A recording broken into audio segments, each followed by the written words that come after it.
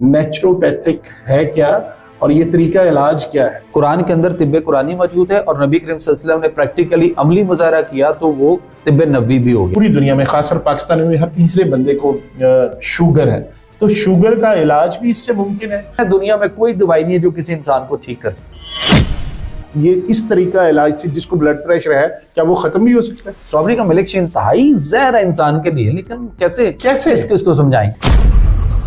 ऐसे ऐसे पेशेंट्स हैं जिनको डॉक्टर ने कहा कि ये 2 घंटे 4 घंटे 1-2 दिन जिंदा रहेंगे, वो अल्हम्दुलिल्लाह आज भी जिंदा है। पुराने जमाने में जड़ी बूटियां इस्तेमाल की जाती थी, पीसा जाता था, सफूफ बना के दिए जाते थे। वो जो तिब की वो बड़ी फॉर्म्स हैं, वो कुछते होते, इस तरह का कोई इलाज? हमें कहा जाता है ना शुगर वाला मीठे फल ना खाए, हम ये कहते हैं कि शुगर वाला ही तो मीठे फल खाएगा। टाइम एज मेडिसिन, यस, ये क्या कॉन्सेप्ट है? इंसुलिन, ये जो रेजिस्टेंस और जो हम छुपा रहे हैं, जिसपे हम बड़े खुश हैं उसकी वजह से अब 2.5 लाख गैंग्रीन हो रहे हैं पाँव के ऊपर और 2 लाख पाकिस्तानियों के उंगलियां, अंगूठा, आधा पाँव, पूरा पाँव, आधी टांग, पूरी टांग हर साल कट रही है। खुराक को मेडिसिन की तरह इस्तेमाल करें, वरना मेडिसिन को खुराक की तरह इस्तेमाल करें। ब्लड प्रेशर स्पीड से नीचे लाना है, कोई दवाई की जरूरत नहीं पड़ेगी, आपका घर बैठे फौरन हो जाएगा। बेस्ट चीज क्या है इफ्तारी के बाद? क्या खाना चाहिए? गर्म चीजों की तरफ आना चाहिए, हरारत की जरूरत नहीं। पकौड़े बूफे सिस्टम को आप सल्लल्लाहु अलैहि वसल्लम ने कंडेम्ड फरमाया उस दौर में भी। किडनी फेलियर से बचा कैसे जा सकता है, और ये जो प्रॉब्लम आ रही है इसके पहले कैसे, इसके सिम्टम्स क्या होते हैं? और गुर्दे कितने होते हैं इंसान में? 2, अगर मैं कहूँ 3 होते हैं। बच्चे खाना नहीं खा रहे हैं, बच्चे सुकड़ रहे हैं, और उनका जब टेस्ट वगैरह करवाते हैं तो HB किसी का 3 है, किसी का 4 है, तो इसकी क्या वजह होती है? कोलेस्ट्रोल बढ़ गया, खुशियां मनाएं। अच्छा जी, वो कहते हैं लंबी जिंदगी चाहते हो, कोलेस्ट्रोल बढ़ाओ। मैदे की बनी हुई कोई चीज आप सल्लल्लाहु अलैहि वसल्लम ने अपनी पूरी जिंदगी चखी भी नहीं है। जो हम कहते हैं कि ये यूरिक एसिड बढ़ा हुआ है, तो ये कैसे बढ़ जाता है और इसका हल क्या है? आप चाय बना के कुत्ते के आगे, बिल्ली के आगे रख के देख लीजिए, मिल्क लवर तो है ना ये दोनों, नहीं पिएंगे, सूंघ के छोड़ देंगे। आप दूध रख दें, पी जाएंगे। इंसान चाय पे लग गया हुआ है। एक फ्रेंच फ्राइज जो है वो 1 सिगरेट के बराबर है। इंसुलिन रेजिस्टेंस, ये सारी शुगर आपकी खून से पकड़ कर आपके जिस्म में छुपा रहा है। वक्ती तौर पे हमें बहुत अच्छा लग रहा है। जितने फाइब्रॉइड, माइसिस, गिल्टियां, रसौलियां खवातीन के अंदर बांझपन, मर्दाना बांझपन, बच्चे एबनॉर्मल पैदा हो रहे हैं, वो इंसुलिन रेजिस्टेंस की वजह से आ चुकी है। अक्सर कहा जाता है कि ये आपका ये जिगर बढ़ गया है या इसमें ये प्रॉब्लम आ गई, तो उसके लिए क्या हल है? और 20 लाख पाकिस्तानियों के गुर्दे 1 साल में खराब हो रहे हैं, क्या आपको पता है? और हम इस पे खुश हैं कि जनाब हमारी शुगर कंट्रोल है और अल्हम्दुलिल्लाह हमने कंट्रोल रखी हुई है। इसका इलाज क्या है? कोई भी जूस जो हम बाजार से डब्बों में पैक शुदा लेते हैं, वो 1 गिलास जूस और 1 गिलास शराब जो है, ये दोनों लिवर के ऊपर हमारे जो है ना एक जैसा इफेक्ट करती हैं। बुखार आना, उल्टी होना, लूज मोशन का लग जाना, जिस्म पे खारिश होना, वो आपके जिस्म में मुख्तलिफ चीजों को बॉडी से बाहर निकाल रहा है। जैसे नज़ला जुकाम भी। कोलेस्ट्रोल कोई प्रॉब्लम नहीं है, कोलेस्ट्रोल की वजह से कोई हार्ट अटैक नहीं आता। हमें चूना खिलाया जा रहा है, कैल्शियम के नाम पे चूना खिलाया जा रहा है। वो कली चूना जो हम दीवारों पे कभी करते थे। एंटीबायोटिक्स, बायो का माना होता है जिंदगी जी। एंटी बायो क्या होगा? जो जिंदगी का ही दुश्मन है। फ्रिज के अंदर चावल रखकर दोबारा निकालकर गर्म करके खाना इंतहाई मुजरे से है। आजकल हम बड़े बड़े होल्डिंग बोर्ड देख रहे हैं कि जी हमें 65 लाख लोगों का हमने इलाज कर दिया, वो कहता है मैंने 40 लाख लोगों का इलाज किया आपकी दी हुई ज़कात, सदकात, फितराना और खैरात वगैरह से। वो जो 65 लाख लोगों का इलाज किया या 40 लाख लोगों का इलाज किया, उसमें से 65 लोग दिखा दीजिए जो ठीक हो चुके हैं।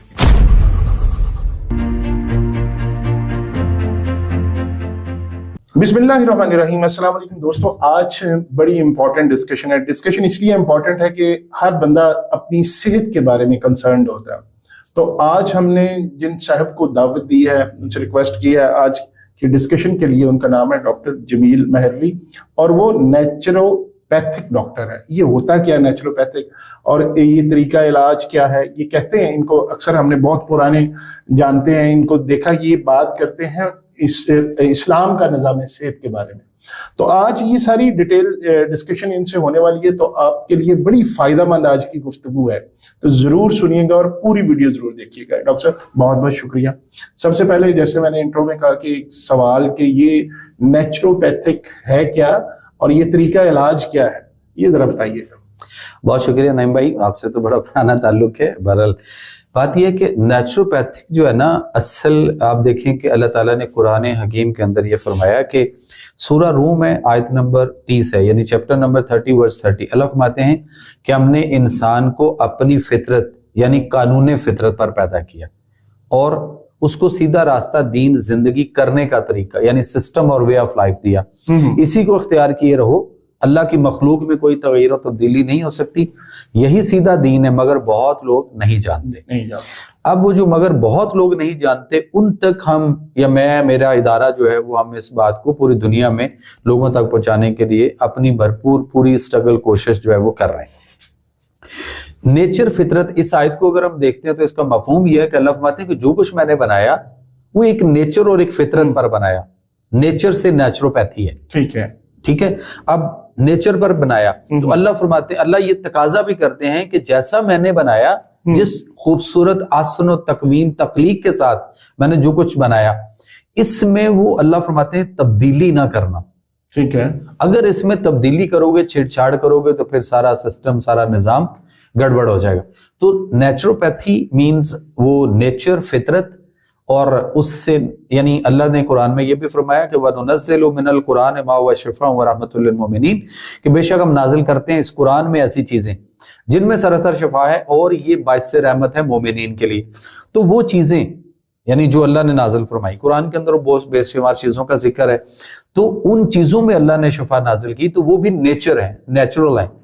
तो नेचुरल से नेचुरोपैथी है। अच्छा डॉक्टर साहब, आप थोड़ा सा, अब चूंकि हमने वो जो आपका तारुफ नेचुरोपैथिक डॉक्टर के हवाले से करवाया था उसका तो आपने बता दिया, अब थोड़ा सा कहाँ से तालीम हासिल की और किस तरह इस फील्ड में आए, मुख्तसर सा अपना तारुफ वो भी करवा दीजिए। तालीम का यूं था कि जब मैं मैट्रिक कर रहा था साइंस के साथ, तो मेरा जहन जो बना, चूंकि वालिद साहब मेरे जो है वो डॉक्टर अमानत अली उनका नाम था, वो पोल्ट्री डॉक्टर थे, वेटनरी डॉक्टर थे। ओके। अच्छा, 2 जंगें लड़ी थी उन्होंने, आर्मी में थे और उसके बाद गाजी भी थे। फिर उन्होंने पोल्ट्री फील्ड, पोल्ट्री की जो फील्ड थी वो स्टार्ट की।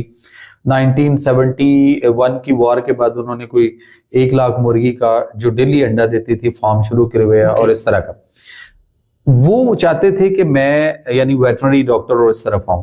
तो मैंने उनसे कहा, मैंने कहा घर में इतनी मुर्गियां नहीं है या इतने मसाइल नहीं है, तो वो भी हाँ। तो मैंने कहा कि मुझे घर में अगर कोई बीमार हो जाता है तो हम सबसे पहले डॉक्टर की तरफ भागते हैं, तो मुझे जो है ना वो इंसानों को ठीक करने की तरफ जाना है, मुझे मुर्गी या मवेशियों की तरफ मेरा ज़हन नहीं है। उन्होंने कहा जी चलें ठीक है। तो इस तरह मैं जो है वो अपनी तालीम को जारी रखा और फिर उसके बाद मैंने होम्योपैथिक डॉक्टर की भी प्रॉपर डिग्री ली। उसके बाद मैंने पाकिस्तान के अंदर जो हमारे यहाँ तिब का जो प्रॉपर एक कोर्स है 4 साल का, जिसको फाजिल तिब व जराहत कहते हैं, मैंने उसको भी प्रॉपर पढ़ा, स्टडी किया। फिर मैंने अल्ट्रासाउंड के अंदर जो है बर्बन यूनिवर्सिटी कनाडा में जाके मैंने वहाँ से उसकी एक डिग्री हासिल की अल्ट्रासाउंड की, अल्ट्रासोनोग्राफिस की। उसके बाद फिर मैंने कैलिफोर्निया में मैंने जो है वो डॉक्टर ऑफ नेचुरोपैथिक जिसको हम कहते हैं यहाँ पे, मैंने वहाँ पे एमडी की एक डिग्री थी वो, और उसके बाद फिर मैंने वहाँ पे पीएचडी अल्टरनेटिव मेडिसिन में की। बाहर अब जैसे हमारे यहाँ एमबीबीएस होता है, वहाँ बाहर एमडी होता है, और एमडी के अलावा वहाँ पे अब नेचुरोपैथिक डॉक्टर की एनडी की एक डिग्री स्टार्ट हो चुकी हुई है, काफी अरसा हो गया हुआ है। और लोग जो है वहाँ पे एमडी की डिग्री की बजाय वो एनडी की डिग्री के ऊपर ज्यादा फोकस कर रहे हैं और नेचुरोपैथिक डॉक्टर्स की तरफ आ चुके हुए हैं। हमारे हमसाया मुल्क मतलब यहाँ से इंडिया से स्टार्ट लें तो यूं पूरी दुनिया का चक्कर लगाते हुए हम अगर इधर ईरान तक या दुबई तक आ जाएं तो आपको हर जगह पे पूरी दुनिया में नेचुरोपैथिक एक तरीका इलाज मिलेगा, नेचुरोपैथिक डॉक्टर की प्रॉपर एक डिग्री मिलेगी। हाँ, पाकिस्तान के अंदर ये हुआ है कि यहाँ पे हमदर्द है, करशी है, उसके बाद जीसी यूनिवर्सिटी, और इन्होंने वो नेचुरोपैथिक डॉक्टर की तर्ज की एक डिग्री यहाँ पे आफ्टर एफएससी स्टार्ट की, और वो है जिसको वो doctor of eastern medicine and surgery यानी बैचलर डिग्री एक प्रॉपर करवा रहे हैं।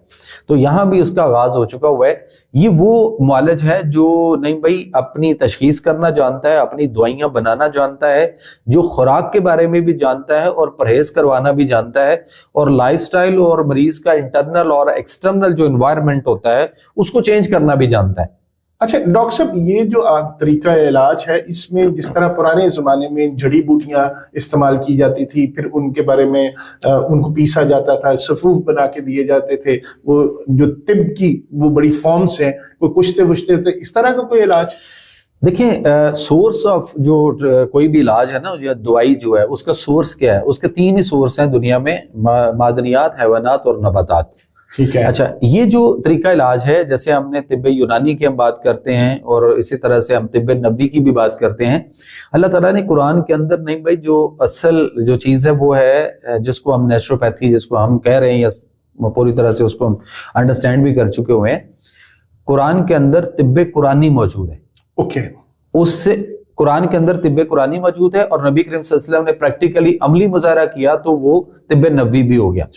तो हमें यूनान की स्कैलिपस की वो पुरानी जो तिब्बे यूनानी थी, हमें उसकी बजाय अपनी तिब्बे कुरानी को और तिब्बे नबवी को फोकस करना चाहिए, और इसमें भी सारी वही जड़ी बूटियां और वही चीजें आएंगी। बट एक चीज ये है कि इसके अंदर सारे के सारे हलाल सोर्स आएंगे। ओके। हलाल सोर्सेस ही सारे के सारे हैं, इसके अंदर कोई ऐसा सोर्स कहीं भी दवाई में नहीं है जो हराम जराए से हासिल हो। अच्छा डॉक्टर साहब, आप एक बात करते हैं, जो हमारी गुफ्तगू हो रही थी उसमें आपने एक बात की कि टाइम एज मेडिसिन। ये क्या कॉन्सेप्ट है कि किस तरह टाइम की मैनेजमेंट से आप अपनी सेहत ठीक कर सकते हैं, आप अपना इलाज कर सकते हैं, बीमारियां खत्म हो सकती हैं इससे? क्या इंसान बीमार होने के लिए बना है? आप मुझे ये बता दीजिए। इंसान जाहिर है तंदुरुस्त रहे, वो अल्लाह ने इसको इतना खूबसूरत इसका शाहकार बनाया है, और अल्लाह ताला ने इसकी कस्में उठाकर कहा है कि लक़द खलक़नल इंसान फी आसान तक़वीम। यानी पहले अल्लाह ने चार चीजों की कसम उठाई है, व तीन व ज़ैतून व तूर सीनीन व हाज़ल बलदिल अमीन, और फिर अल्लाह ने कहा लक़द खलक़नल इंसान फी आसान तक़वीम। इतना खूबसूरत आसन तक़वीम, और उसका नाइब, उसका खलीफा, और ये बीमार नहीं हो सकता। ये अपने तर्ज जिंदगी जो उसने जिंदगी करने का तरीका अल्लाह ताला ने दिया, ये उससे इनहराफ करके और ट्रैक पे जा चुका है, वो उसकी वजह बीमार होने की। असल चीज जो है ना, वो जो आपने पूछी है वो ये है कि ये कभी भी बीमार नहीं होगा। ये सिस्टम को सिस्टमैटिकली, अब टाइम एज मेडिसिन क्या है कि मैं अपने पेशेंट को पूरी दुनिया में ये रिकमेंड करता हूं, बल्कि मैं उनको कहता हूं कि टाइम एज मेडिसिन ये है कि आप कोई भी बीमारी या किसी भी मसले में आप फंसे हुए, आप सुबह जो है वो 8 बजे से पहले कुछ नहीं आपने खाना। 8 बजे से पहले कुछ नहीं खाना। ओके।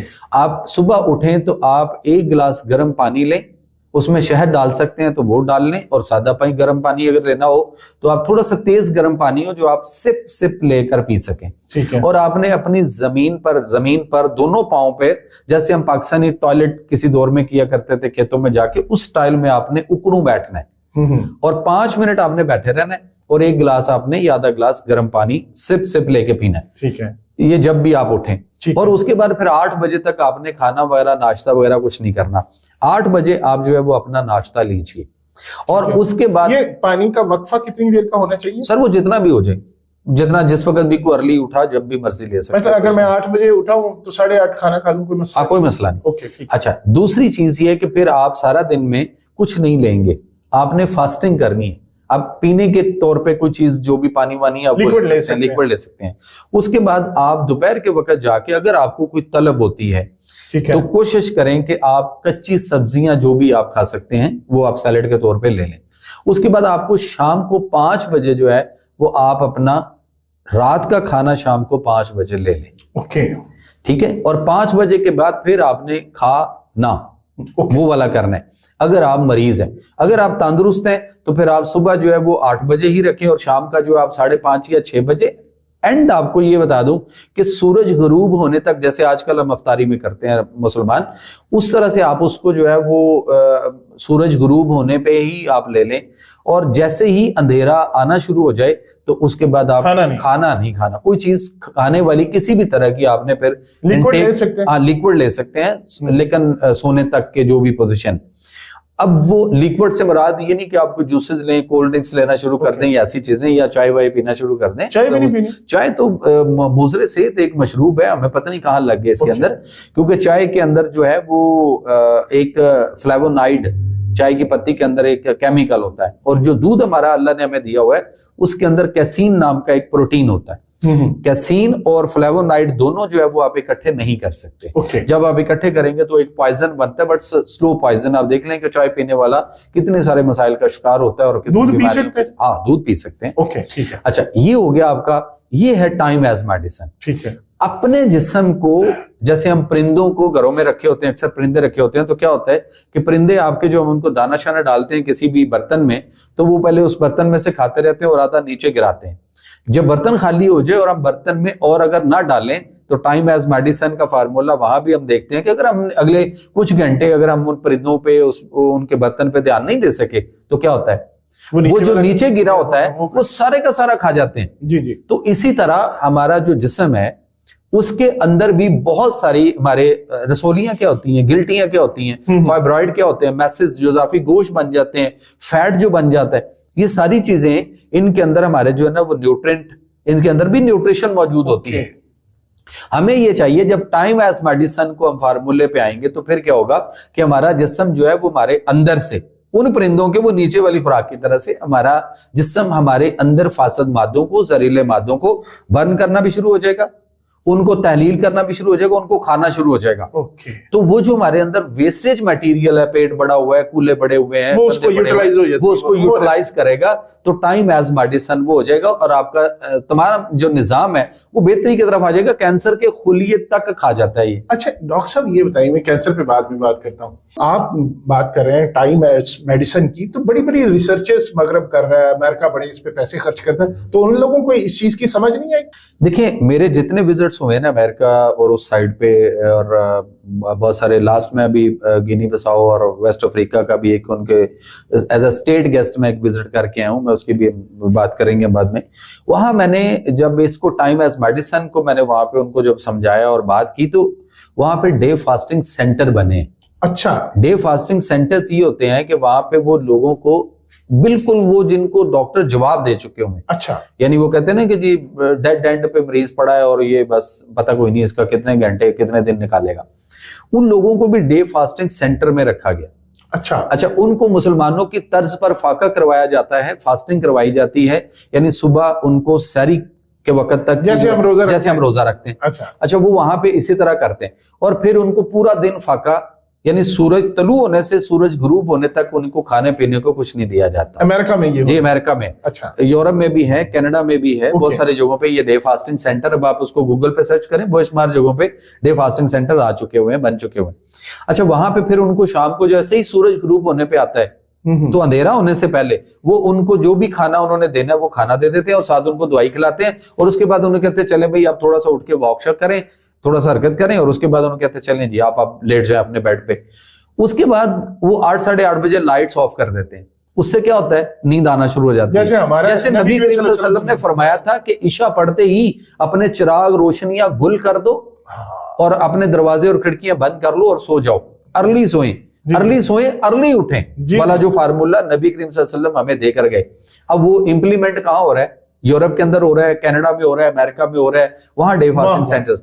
अच्छा, नहीं भाई, वो लोग जिनको डॉक्टर्स वहां के जवाब दे के ये कह चुके हुए थे कि ये बचने वाला नहीं, ये चंद घंटों का, चंद दिनों का मेहमान है, वो लोग बड़ी तेजी से उस डे फास्टिंग सेंटर में से उठकर सेहतयाब होकर अपने घरों को जाना शुरू हो गए। वाह वाह। So this is the time medicine, time as medicine. जो हमारा तिब्बे नबवी है या हमारा कुरानी निजाम सेहत है, वो अल्लाह का निजाम को उन्होंने अपनाया। सर देखें, मैं आपसे पूछता हूं, अगर किसी को, आपको या मुझे कोई तकलीफ होती है, हम शिफा के लिए दुआ किससे मांगते हैं? जाहिर है अल्लाह ताला से, अल्लाह ताला से। अच्छा, हम दुआ अल्लाह ताला से मांग रहे हैं, लेकिन अफसोस ये है कि हम दवाई किसकी खा रहे हैं। वाह, दुआ अल्लाह से मांग रहे हैं, दवाई किसकी? दुआ अल्लाह से कि या अल्लाह हमारे मरीज को या हमें शिफा दे, दवा किसी और की, और दवा हम किसी और की खा रहे हैं। हाँ। और वो जो ट्रैक है जिसको हम साइंटिफिक वे ऑफ ट्रीटमेंट समझ रहे हैं, अब मुझे ये बताइए, जो चीज जिस नेचर पर बनी है वो अपनी नेचर के करीब रहेगी तो वो ठीक है, ठीक काम करेगी। अच्छा, जब वो अपनी फितरत और नेचर से थोड़ा सा भी दूर होती है इंसान भी, तो बीमारियां और तकलीफ और मसाइल आते हैं। ठीक है, नेचर के करीब रहना सेहत तंदुरुस्ती है, नेचर से दूर जाना बीमारियां और मुख्तलिफ मसाइल। अच्छा, अब यहां क्या होता है कि हम जिसको हम साइंटिफिक वे ऑफ ट्रीटमेंट समझकर दुनिया पूरी जिसके पीछे लगी हुई है, अब वहां पे क्या हो रहा है कि वो जो केमिकल्स हैं सारे के सारे, वो हमारी नेचर और फितरत में बिगाड़ पैदा करके दूरी कर रहे हैं, नेचर के करीब नहीं ला रहे, जिसकी वजह से हम ठीक नहीं हो रहे। हम दुआ कर रहे हैं, हमने लाखों रुपए लगा दिए, हमारा मरीज, मतलब मुझे कहने दीजिए अगर, तो हमारे बहुत सारे लोग जो हैं वो गैर तबई मौत मर चुके हुए हैं, उनको दुनिया से अभी जाने का टाइम नहीं था, वो दवाइयों की वजह से, गलत इलाज की वजह से वो दुनिया से गए। और हम कहते हैं कि हमने बहुत पैसा लगाया, हमने डॉक्टर, कौन सा डॉक्टर, जिस डॉक्टर को अपनी दवाई बनानी आती नहीं, जिस डॉक्टर को दवाई बनने का पता नहीं, जिस डॉक्टर को मरीज की ग़िज़ा पढ़ाई नहीं जाती, जिस डॉक्टर को परहेज का पता नहीं, जिसको लिविंग स्टाइल, एनवायरमेंट और क्लाइमेट चेंजिंग मरीज की चेंज करने का पता ही कुछ नहीं है, जो प्रेस्क्रिप्शन भी नहीं लिख सकते हैं, फार्मासिस्ट का काम है। पूरी दुनिया में फार्मासिस्ट जो है वो प्रेस्क्राइब करता है। तो यहाँ पे क्या हो रहा है, यहाँ डॉक्टर का, तो यहाँ फिर सर 20 लाख पाकिस्तानियों के गुर्दे 1 साल में खराब हो रहे हैं, क्या आपको पता है? बिल्कुल। इसी तरह बहुत सारी दवाइयां हैं ये जो। अच्छा डॉक्टर साहब, मैं बीमारियों पे अभी बात करता हूँ, ये जो तरीका इलाज है इसके हवाले से, ये आप पाकिस्तान पर के पूरी दुनिया में, खासकर पाकिस्तान में हर तीसरे बंदे को शुगर है, तो शुगर का इलाज भी इससे मुमकिन है? पहली बात तो यह है कि इसको थोड़ा सा आपको ये समझना पड़ेगा। हम एक चीज पे हैं और आप हैरान होंगे जब मैं आपको एक अपना नजरिया दूंगा। 1960 में डॉक्टर जेरार्ड, एक डॉक्टर जेरी हैं जो कि कैनेडियन है बट अमेरिकन बेस्ड है, उन्होंने 1960 में मेरे पैदा होने से भी पहले एक नजरिया दिया था। उन्होंने कहा था जी this is the insulin resistance. पहली बात तो ये कि शुगर बीमारी नहीं, एक अलामत है। नंबर 2, ब्लड प्रेशर भी बीमारी नहीं, एक अलामत है।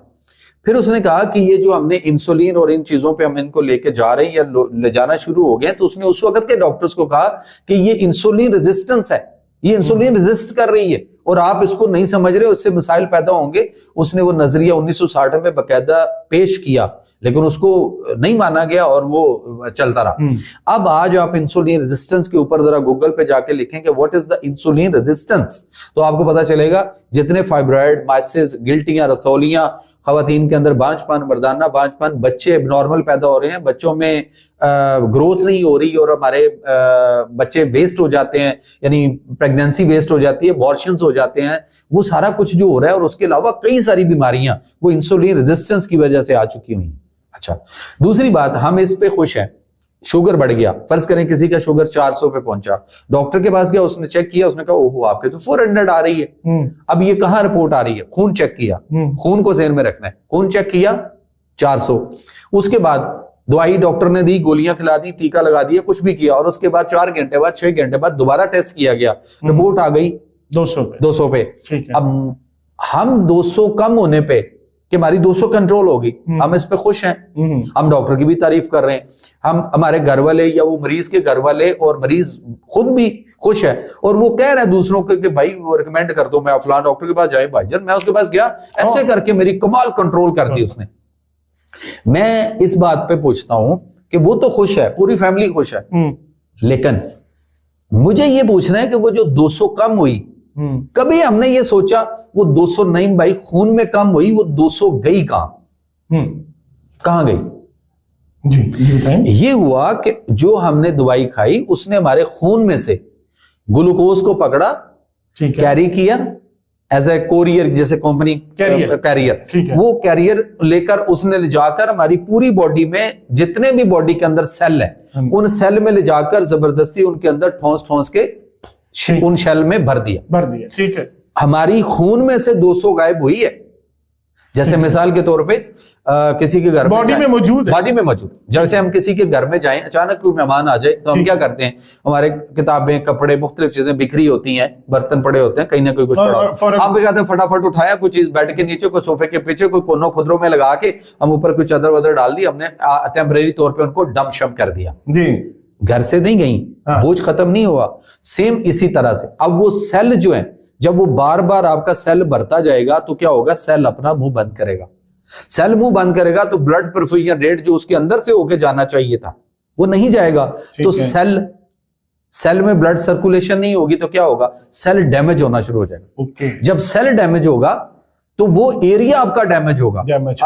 अब इस वक्त जो है वो पाकिस्तान में 2.5 लाख लोगों के गैंग्रीन हो रहा है ड्यू टू डायबिटिक इंसुलिन, ये जो रेजिस्टेंस और जो हम छुपा रहे हैं जिसपे हम बड़े खुश हैं उसकी वजह से अब 2.5 लाख गैंग्रीन हो रहे हैं पांव के ऊपर, और 2 लाख पाकिस्तानियों के उंगलियां, अंगूठा, आधा पांव, पूरा पांव, आधी टांग, पूरी टांग हर साल कट रही है। और हम इस पे खुश फिर रहे हैं कि नहीं जनाब वो तो अंग्रेज का, गोरों का ये जो फरंगी तिब तरीका इलाज है ये बड़ा कमाल का जनाब, डॉक्टर हमने तो स्पेशलिस्ट को मिले हैं जो हमारे शुगर को कंट्रोल कर रहे हैं। कंट्रोल क्या कर रहे हैं, आपकी आंखों के कॉर्निया की बैक साइड पे अगर वो स्टोर होती रही खुलियों में तो अंधापन आ गया, ग्लाइकोमा के अटैक्स आए। इसी तरह अगर वो आपके लिवर में आया तो लिवर फैटी, लिवर सुकड़ना और कई मसाइल, आपके किडनी पे अंदर आया और उसमें तो आपके किडनी फेलियर हो रहा है। इसी तरह आपके एनापास टिश्यूज, मसल्स और सारी जगहों पे वो छुपा रहा है। और हम इस पे खुश हैं कि जनाब हमारी शुगर कंट्रोल है और अल्हम्दुलिल्लाह हमने कंट्रोल रखी हुई है। इसका इलाज क्या है? हाँ, इलाज क्या है, सबसे पहले वही आएगी टाइम एज मेडिसिन, कि अगर हम सुबह से लेके शाम तक वक्फा दें अपने अज़ा को रेस्ट। मिसाल के तौर पे अब मैं अगर सुबह नाश्ता भी लेता हूं, फिर उसके बाद कुछ देर बाद कुछ चीज लेता हूं, फिर मैं दोपहर का खाना, फिर कोई चीज खाता हूं 4-5 बजे, फिर मैं शाम को खाना, फिर रात को आधी रात तक, तो इसका मतलब है कि जितना मैं बार बार अपने मैदे में कुछ चीज डाल रहा हूं मेरा डाइजेस्टिव ट्रैक्ट जो है वो प्रॉपर वर्क कर रहा है, ग्लूकोज बनेगा। ग्लूकोज जब वो खून में शामिल होगा तो क्या होगा, मेरा जो पैंक्रियाज लबलब है जिसने इंसुलिन बनानी और शुगर को कंट्रोल करना था, अब उसको बार बार ग्लूकोज बनाना पड़ रही है। ठीक है, जितने जितने वक्फे से हमने खाया उतने ही वक्फे से आगे चल के हमारी बॉडी के अंदर ग्लूकोज बार बार आ रहा है, तो इंसुलिन उसको देना पड़ रही है। अब उसने इंसुलिन कहां से देनी है, उसने तो खुद बना के देनी है, सेल्फ मेड है। अब उसको रेस्ट मिली, उसको इतना टाइम मिला नहीं मिला, नहीं मिला। जैसे एक तंदूर वाला जो है वो रोटियां लगा रहा है और उसके ऊपर एकदम रश पड़ जाए तो वो आधी कच्ची आधी पकी फटाफट निकाल के सबको फारग करता है। सेम वही वाली पोजीशन हमारे पैंक्रियाज की हो जाएगी और फिर उसके आगे शुगर जो है वो कंट्रोल से बाहर हो जाएगी। कब दवाई लेनी है, इसकी जो लेवल था वो क्या था, इसका लेवल ये था कि जब आपकी 2 से 250 के दरमियान में हो तो जस्ट लाइफस्टाइल चेंज करो। ओके, परहेज देखो, लाइफस्टाइल बदलो। 250 से ऊपर जाए तब आपने इसको कंट्रोल करने की कोई दवाई लेनी है। ओके, जो भी दवाई लेनी नहीं है। अच्छा, यहाँ पे क्या है, यहाँ तो हमारे 140 पे भी दवाई, 110 पे भी दवाई पे लगा दिए हुए। अच्छा, फिर रोज खानी है, क्यों खानी है यार, आपका हाई ना हो जाए, तो जब आप उसको लो की तरफ रखेंगे, उसको कंट्रोल करने के चक्कर में जितनी दवाइयां देंगे ये सारी दवाइयां वो उधर जमा होती जाएगी। This is called the insulin resistance.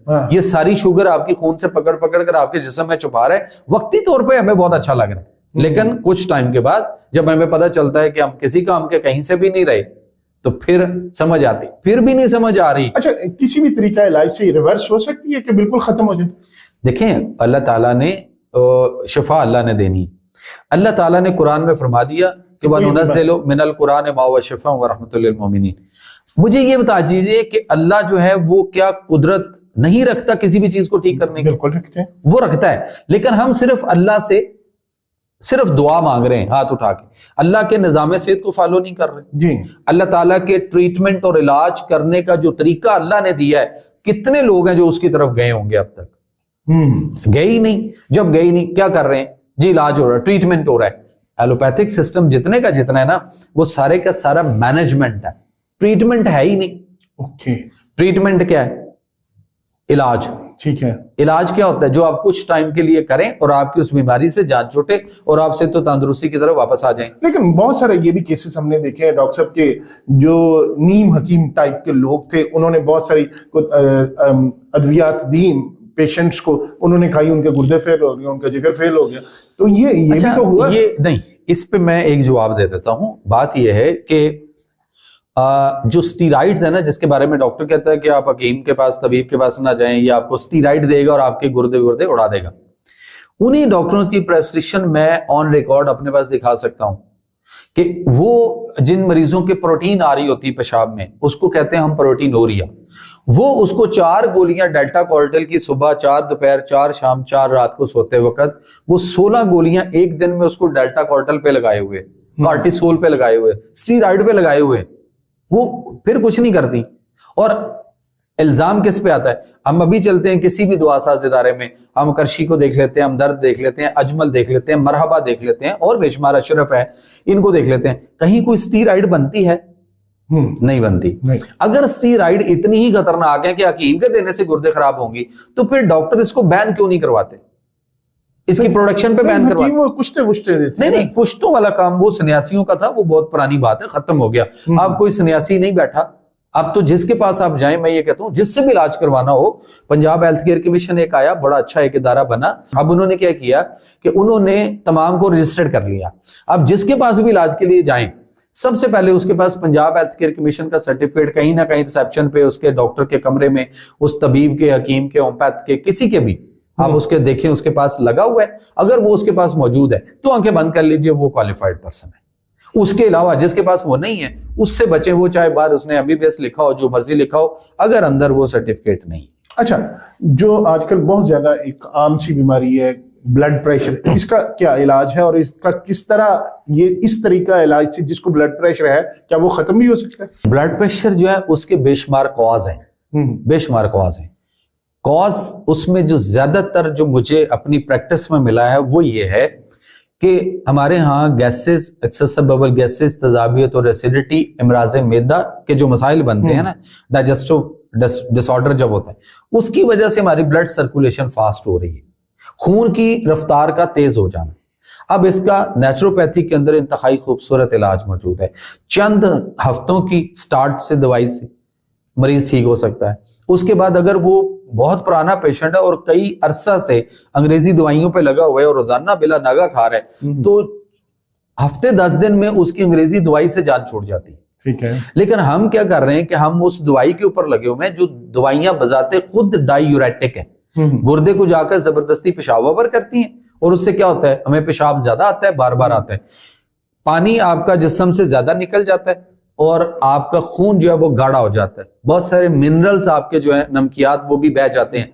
तो खून जब गाढ़ा हो जाएगा तो फिर उसकी स्पीड स्लो हो जाएगी।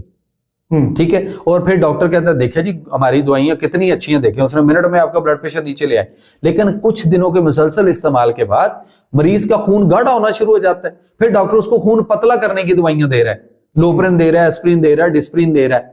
तो पहले गाढ़ा करने की, फिर पतला करने की, फिर दोनों दवाइयां जब इकट्ठी होती हैं तो किडनी फेलियर वहां से आ रहा है, किसी हकीम की कुश्तों से या उससे नहीं आ रहा। ठीक है, ठीक है। अब ब्लड प्रेशर की दवाई कब खानी है? डॉक्टर कहता है आज आपका हाई हो गया, तो आज से आप शुरू करने, और आपने रोजाना इसको बिला नागा खाना है। अब इसको हाई ना होने दें, फालज हो जाएगा, हाई ना होने दें, फलाज। और भाई ये दवाइयां जो आप खा रहे हैं, ये दवाइयां आपको वो सब कुछ दे रही हैं।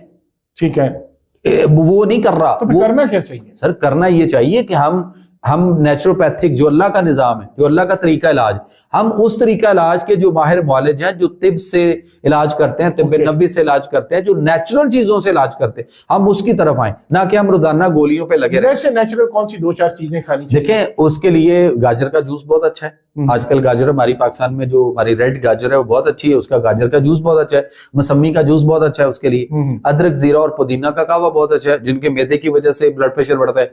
और जो कंटिन्यू ब्लड प्रेशर के मरीज हैं, वो जीरा सफेद और सब्ज इलायची, 2 चीजों का सिर्फ कहवा बना लें। आधा चम्मच, हाफ टी स्पून जीरा सफेद ले लें, 3 सब्ज इलायची ले लें। उन दोनों को 1 गिलास पानी में डाल के चूल्हे पर रख के पकाएं। जब वो दरमियानी आंच से पकते हुए आधा गिलास रह जाए तो नीचे उतार के छान के आप उसको नीम गर्म पीजिए, ब्लड प्रेशर नीचे आ जाएगा। ब्लड प्रेशर स्पीड से नीचे लाना है, कोई दवाई की जरूरत नहीं पड़ेगी, आपका घर बैठे फौरन हो जाएगा। अच्छा, कमाल है ना? पानी गर्म कीजिए, पानी गर्म करें आधी की बाल्टी, ठीक है, और अपने घुटनों से जरा थोड़ा सा करीब तक, यानी जिसमें आपकी पूरी पिंडलियां तक पांव डिप हो जाएं, आप उसको 10 मिनट उस पानी में बैठा दीजिए। और अगर पानी थोड़ा सा तेज गर्म हो लेकिन काबिल बर्दाश्त हो, हाथ डिप करके देख लें। उसको 10 मिनट बैठाएं और 10 मिनट के बाद ब्लड प्रेशर चेक कर लें। यानी कि सिर्फ गर्म पानी की बाल्टी में आपने अपने पाँव रखने, बिल्कुल आएगा, और ब्लड प्रेशर बिल्कुल आएगा। और जीरा और सब्ज इलायची का कहवा बना के दे दें।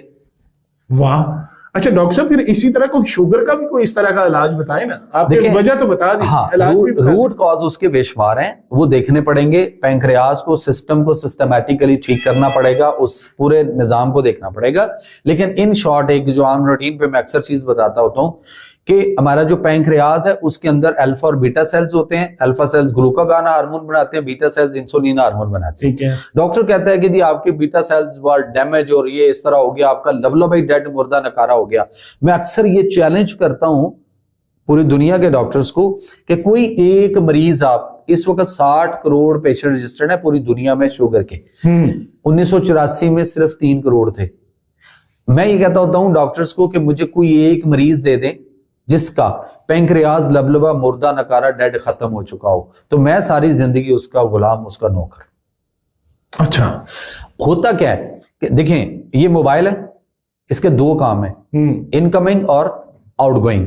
अगर इसकी इनकमिंग नहीं हो रही बट आउटगोइंग पे मेरी और आपकी बात हो रही है, तो क्या ये मोबाइल खराब है? ये डेड, मुर्दा नकारा खत्म तो नहीं हो चुका हुआ? सेम जैसे मैंने अर्ज किया कि पैंक्रियाज के अंदर 2 सेल, अल्फा और beta cell. Alpha cell glucagon hormone बना रहा है, बीटा सेल्स इंसुलिन कम बना रहा है, या सम टाइम इंसुलिन ज्यादा बना के इंसुलिन रेजिस्टेंस भी हो चुकी हुई है। तो अगर वो एक काम कर रहा है और एक नहीं कर रहा, तो डेड, मुर्दा नकारा कैसे होगा? अगर डॉक्टर इंसुलिन पे लगाता है, उसको कहता है जी आपका लबलबा इंसुलिन नहीं बना रहा, और आप जो भी वो कह के और आपको इंसुलिन पे लगा देता है, तो दूसरी साइड पे ग्लूकागॉन हार्मोन कहां से बन रहा है? ठीक है, वहीं से, वो सोर्स बॉडी के अंदर वही है।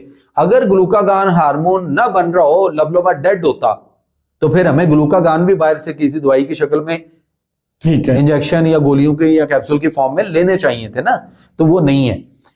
दालचीनी एक ऐसा मसाले के अंदर, लकड़ी वाली जो दालचीनी होती है, ये इतनी कमाल की चीज है कि इस पे जितनी मैंने स्टडी की है, ये दालचीनी के अंदर दुनिया में सबसे ज्यादा अद्वियाती ख्वास अगर किसी चीज में पाए जाते हैं तो वो दालचीनी है। अच्छा। दालचीनी खुद लेकर कूट कर उसका पाउडर बनाए, दुपट्टे में से छान लें, बारीक पाउडर हो जाए, उसका ½ टीस्पून जो है वो सुबह नीम गर्म पानी के साथ और आधा चम्मच रात को सोते वक्त नीम गर्म पानी के साथ, ये आपके पैंक्रियाज से बीटा सेल से इंसुलिन को रीग्रो करने में मदद देता है। बड़ा ही कमाल की चीज है ये, इससे अच्छी और कोई चीज मैंने दुनिया में नहीं देखी। तो इससे शुगर ठीक हो सकती है? ऑटोमेटिकली, सारी बात है, जब वो चीज वर्क करेगी तो वो भी होगा। साइड इफेक्ट क्या है ज्यादा देर? साइड इफेक्ट इसके कोई भी नहीं, इसलिए कि जो नेचुरल चीजें हैं वो आपकी फितरत और नेचर के आपको करीब लेकर आती हैं, खराब नहीं करती। और इसका मिजाज भी वैसे भी गर्म तर, और गर्म तर जिन चीजों का मिजाज है वो आपकी सेहत और तंदुरुस्ती का मिजाज भी वही है। अच्छा डॉक्टर साहब, अक्सर कहा जाता है कि ये आपका जी ये जिगर बढ़ गया है या इसमें ये प्रॉब्लम आ गई, तो उसके लिए क्या हल है और उसकी एहतियात क्या है कि इस तरह का कोई मसला ना हो? देखिए, हमारा जो फैटी लिवर हो रहा है ना जी, हम लोगों को बीमारियों से निकालने के लिए भी जो हम कार्य कर रहे हैं ना, मेरा एक इदारा है WHO वर्ल्ड नेचुरोपैथिक ऑर्गेनाइजेशन, हम इस वक्त कोई तकरीबन 30-35 मुल्कों में काम कर रहे हैं। टाइम एज मेडिसिन के फार्मूले पे आ जाए, ठीक है, हमारा लिवर फैटी जो हो रहा है बड़ी तेजी से नहीं होगा। लिवर फैटी होगा, शुगर आएगा, ब्लड प्रेशर आएगा, कोलेस्ट्रोल आएगा, यूरिक एसिड आएगा, हार्ट अटैक आएगा और कई सारे डाइजेस्टिव डिसऑर्डर आएंगे। वजह उसकी क्या है?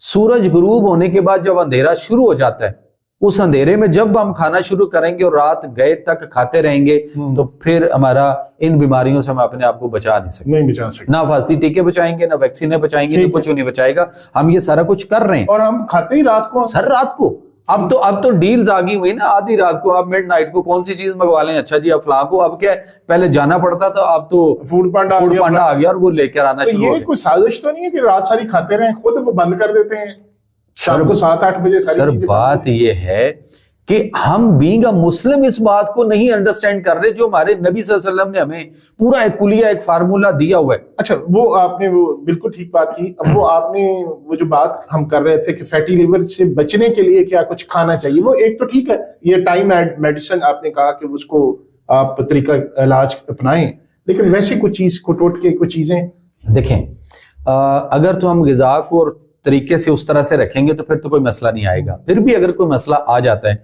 तो फिर अदरक, जीरा, पुदीना, दालचीनी और कलवंजी, 5 चीजों का एक महरवी कावा है। और वो आपको पता है, जब हम चैनल 5 पे होते थे, आप भी उधर ही थे, आप बल्कि हेड करते थे हमारे उस प्रोग्राम को, कुरान और सेहत को। तो वहां पे लोगों को जब ये हमने बताना शुरू किया तो लोगों ने कहा कि मैं अक्सर इसमें कहता हूं कि ये कहवा पीना शुरू करें तो फिर हर बंदा अपनी खुद बताएगा 1 महीने 2 महीने के बाद कि मुझे इससे क्या फायदा हासिल होगा।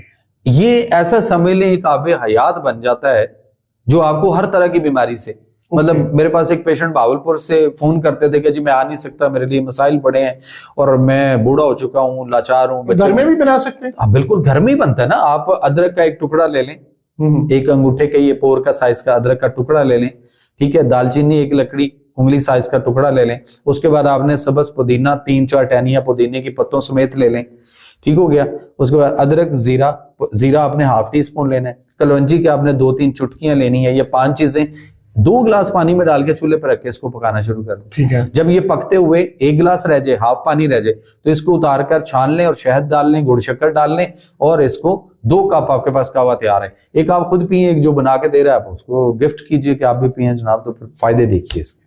आपकी तरफ आए तो आप बना के पिलाएंगे भी रोज़ों? मैं बिल्कुल पिलाता ही। मेरी अफ्तारी जो है ना शाम को, मैं शाम को खजूरें और उसके साथ मैं गर्म पानी या गर्म कहवा ये वाला, या अदरक जीरा पुदीना का कहवा, या नीम गर्म दूध लेता हूं। मैं ठंडे मशरूबात वगैरह नहीं लेता। जब मैं आपके पास आगे मिला, आपने कहा जी कि 10-12 साल बाद मुलाकात हो रही है, तो आप वैसे के वैसे हैं। उसकी वजह यह है कि मैंने अपने आप को फितरत और ये जो हम शाम को अफ्तारी में पकोड़े, समोसे, दही बल्ले, फ्रूट चाट, दूध सोडा, उसके बाद ये हम जो स्ट्रॉबेरी का मिल्क शेक इंतहाई जहर है इंसान के लिए, लेकिन कैसे इसको समझाएं? स्ट्रॉबेरी का मिल्क कैसे अभी आप बता दें, आप खुद बता देंगे। अभी आपसे पूछ लेते हैं, दूध में कोई खट्टी चीज डालें तो क्या होता है? खटास वाली कोई चीज फट जाता है। तो फिर स्ट्रॉबेरी कितनी खटास है, और दूध में डाली जाए तो दूध फट गया। हमें फूटा हुआ क्यों नजर नहीं आ रहा? दूध ठंडा है, स्ट्रॉबेरी ठंडी है, और दोनों को हमने शेक किया। फिर जिस गिलास में हमने डालना होता है उसमें हमने पहले ही कुछ बर्फ के क्यूब्स वगैरह बर्फ के डाली होती हैं, और हम ठंडा ठंडा पी रहे हैं। आप ताजा स्ट्रॉबेरी लीजिए, रूम टेम्परेचर वाला दूध लीजिए, दोनों को शेक करके सिर्फ 1 मिनट, विदिन 1 मिनट आपका वो दूध फुट चुका होगा। इतना बड़ा जहर। ये जो हमारे स्किन प्रॉब्लम आ रही है, बर्स फुलबेरी दोबारा से लोगों में आना शुरू हो गई। इसके अलावा उनके स्किन के ऊपर मुख्तलिफ किस्म के सोराइसिस शुरू हो गए। इसकी बहुत बड़ी वजह जो है ये स्ट्रॉबेरी का मिल्क शेक। लेकिन लोग लगे हुए हैं, आजकल सीजन है। यानी आप अनजाने में जहर पी रहे होते हैं? सर पी रहे होते हैं ना इफ्तारी के वक्त, वो भी इफ्तारी के वक्त। जी, दूध सोडा कितने मजे से पी रहे होते हैं लोग इफ्तारी में, पी रहे हैं ना। तो दूध के बारे में अल्लाह के नबी सल्लल्लाहु अलैहि वसल्लम ने कहा कि दूध एक मुकम्मल गिज़ा, और इस दूध में से जो निकलता है देसी घी, वो बतौर दवाई शफा। और हम क्या कर रहे हैं?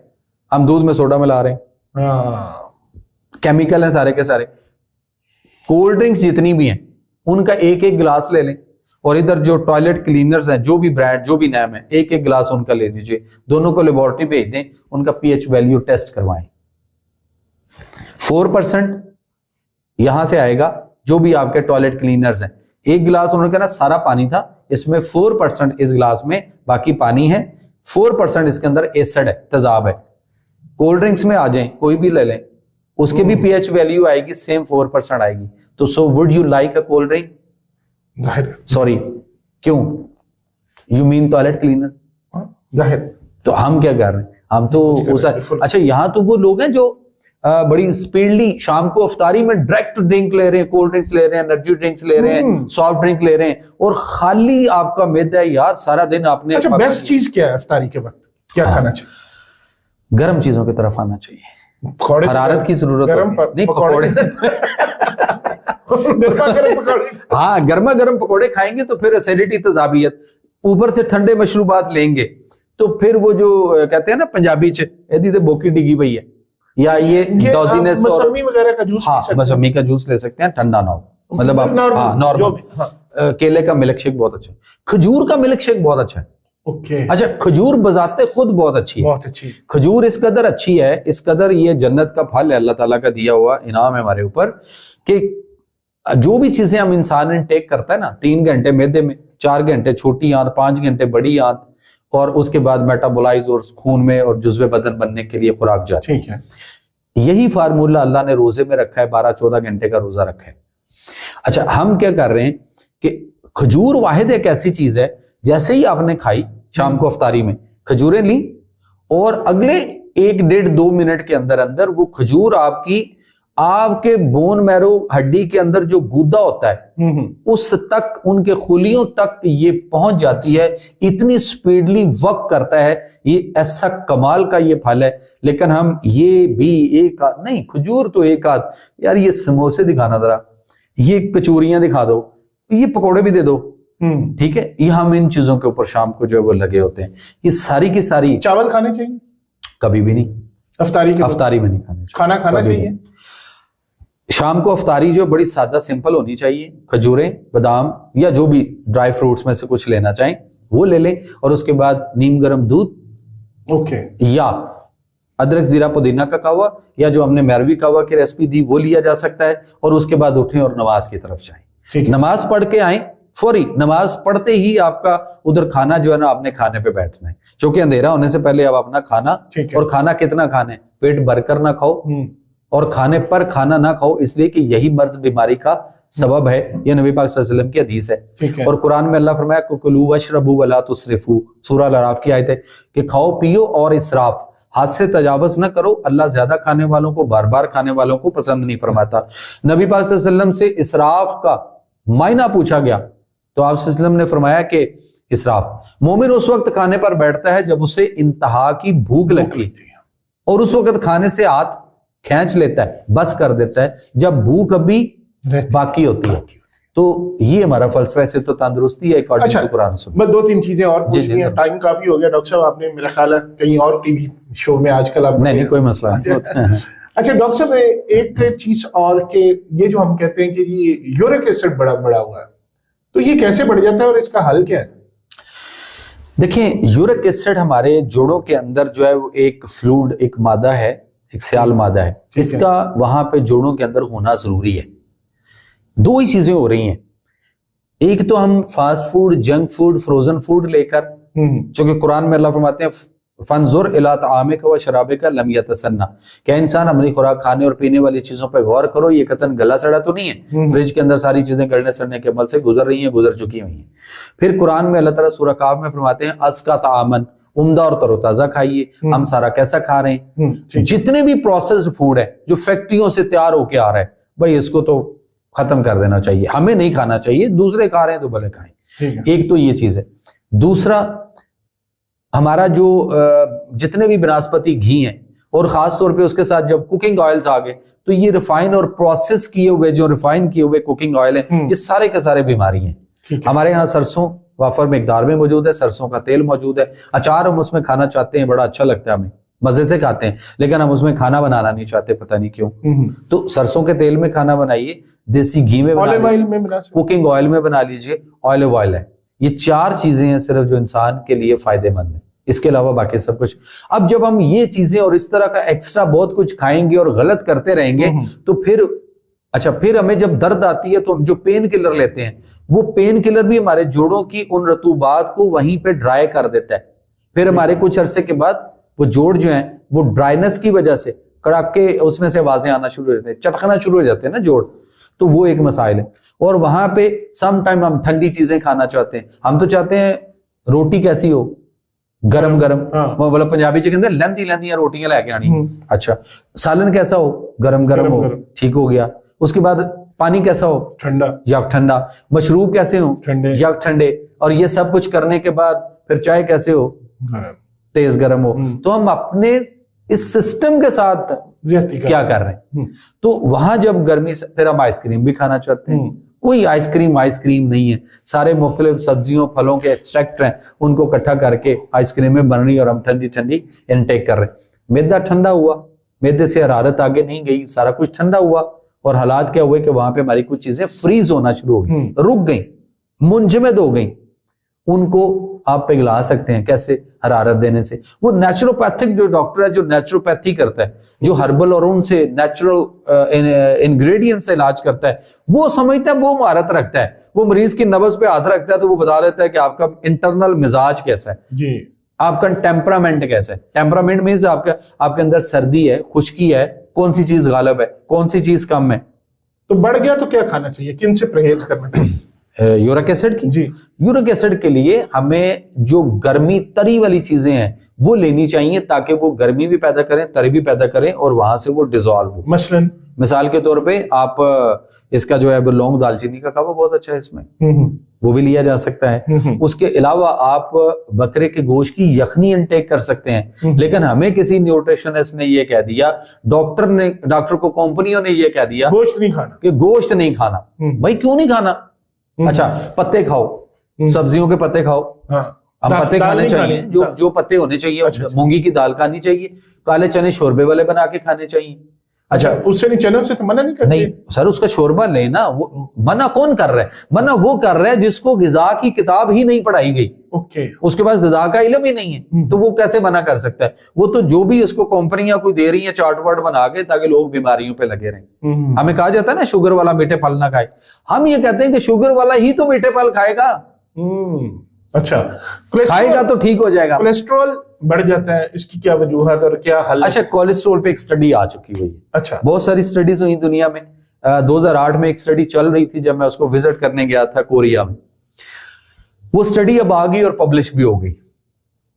15 साल की उम्र से लेकर उन्होंने 100 ईयर्स तक के जो बच्चे बच्चियां, लड़के लड़कियां, मर्द औरतें, अम्मा बाबा, ये सारे इस एज ग्रुप के उन्होंने 10 साल सर वो स्टडी हुई है। अच्छा, 10 साल स्टडी हुई, और 10 साल के बाद उन्होंने कुछ लोगों के कोलेस्ट्रॉल लो रखने की कोशिश की, जैसे हमारे यहाँ एक ट्रेंड बना हुआ, ठीक है, और कुछ का उन्होंने मिड में और किसी का हाई पे रखा। डेथ रेट पता है उस स्टडी में सबसे ज्यादा कहाँ है? जिन्होंने अपना कोलेस्ट्रॉल लो रखा, वो ज्यादा डेथ हुई है। अच्छा, एज ग्रुप सारे ही थे। ठीक है, ठीक है, ऐसे ही होती है, ऐसे होती। अच्छा, अब जिनका कोलेस्ट्रॉल हाई था वो सेहतमंद तंदुरुस्ती के साथ रहे। अब वो स्टडी ये कह रही है, मैं नहीं कह रहा, वो स्टडी ये कह रही है जो पब्लिश हो चुकी हुई है, वो कहती है कि कोलेस्ट्रॉल बढ़ गया, खुशियां मनाएं।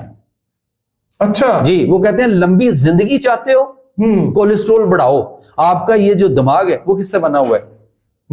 इसमें कितना कोलेस्ट्रॉल है? ये कोलेस्ट्रॉल से बना है। आपका हार्ट किस पे चलता है? आपके जो जितनी भी वेन्स और आर्टरीज हैं, ये जो इसके अंदर फ्लेक्सिबिलिटी होती है, जो लचक होती है, वो किससे आएगी? कोलेस्ट्रॉल से। मेरी और आपकी गाड़ी में सिर्फ पेट्रोल और डीजल ही डलता है? नहीं, इंजन ऑयल भी होता है। अगर इंजन ऑयल कम होता चला जाए और हम उसमें ना डलवाएं, गियर ऑयल भी होता है, इंजन, तो इंजन सीज होगा। यहां पे इंसान सीज हो रहा है क्योंकि उसको किसी ने कह दिया। अब तो कार्डियोलॉजिस्ट कहना शुरू हो गया देसी घी खाओ। और हम उस वक्त भी, आज से 10 साल पहले भी, आपको याद होगा प्रोग्राम कुरान और सेहत में मैं कहता था ना, देसी घी खाओ, क्योंकि अल्लाह के नबी ने फरमाया इसमें शिफा है। बेशक, लेकिन हम नबी की बात को अहमियत नहीं दे रहे, नाउज़ुबिल्लाह। और हम किस कार्डियोलॉजिस्ट की मान रहे थे, लेकिन आज वही कार्डियोलॉजिस्ट जो है वो कहना शुरू हो गया। अब उनके आर्टिकल छप रहे हैं, उनके अखबारों के अंदर मुख्तलिफ जगहों पे फीचर छप रहे हैं। वो कहते हैं कि जनाब ये खाते रहना चाहिए था, काश। आपका मतलब कोलेस्ट्रॉल बढ़ जाए तो खुशी मनानी चाहिए? जी, खुशियां मनानी चाहिए। कोलेस्ट्रॉल कोई इशू नहीं है। ओके, कोलेस्ट्रॉल कोई प्रॉब्लम नहीं है। कोलेस्ट्रॉल की वजह से कोई हार्ट अटैक नहीं आता। ओके, प्रॉब्लम जो उसमें करता है वो सिर्फ ट्राइग्लिसराइड है थोड़ा सा। वो भी अगर हम वॉक करें, टाइम एज मेडिसिन करें, मैनेजमेंट करें, टाइम मैनेजमेंट करें अपनी बॉडी की। हमने अपने ऑफिस की टाइम मैनेजमेंट की, हम अपने घर की जरूरियात की, मसाइल की टाइम मैनेजमेंट की कोशिश करते हैं। अपनी टाइम मैनेजमेंट कब की कोई पता नहीं, कब सोना है कब जागना है। एक चीज यहां पे मैं आपको बताता चलूं जो हमें बहुत ज्यादा बीमारियों की तरफ धकेल चुकी हुई है। इंसान के अंदर अल्लाह ताला ने एक हीलिंग सिस्टम रखा है, वो उसको पर्सनल हील करता है। छोटे छोटे कट लगते हैं, मुख्तलिफ चीजें होती हैं, कैसे ठीक हो जाती हैं, वो पर्सनल हीलिंग सिस्टम है जो अल्लाह ने रखा। जंगल में जानवर बीमार होते हैं, कितने अस्पताल जाते हैं?